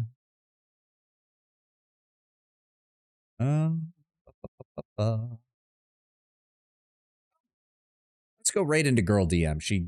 She's only been on for a little bit. She's playing Noita again. That's another wizard magic roguelike. I've seen a lot of people play it. Maybe I should look into doing that at some point. But we're going to go ahead and raid into her. She gave us such a nice compliment on her design, so I always like raiding into her. I like watching her when we get the chance off of stream. Big reminder, as she also posted, do not backseat or spoiler if you stay in her chat. She straight up charges people for that shit. Do not do that. Maybe I should do that. That'd be one way to stop people from giving me any spoilers that I don't want. But again, thank you all for being here. Thank you all for joining me. I hope you all have a glorious rest of your day, and I will see you tomorrow for the Surge. Have a good one, guys. Bye. Oh, I hit the start now button, not the raid now button. I am an idiot. Excuse me. Give it a second to finish getting ready. I am an idiot. All right. There we go. Thank you all for being here. Thank you all for joining me, and I hope you all have a glorious day. Let's do this correctly now. Bye-bye.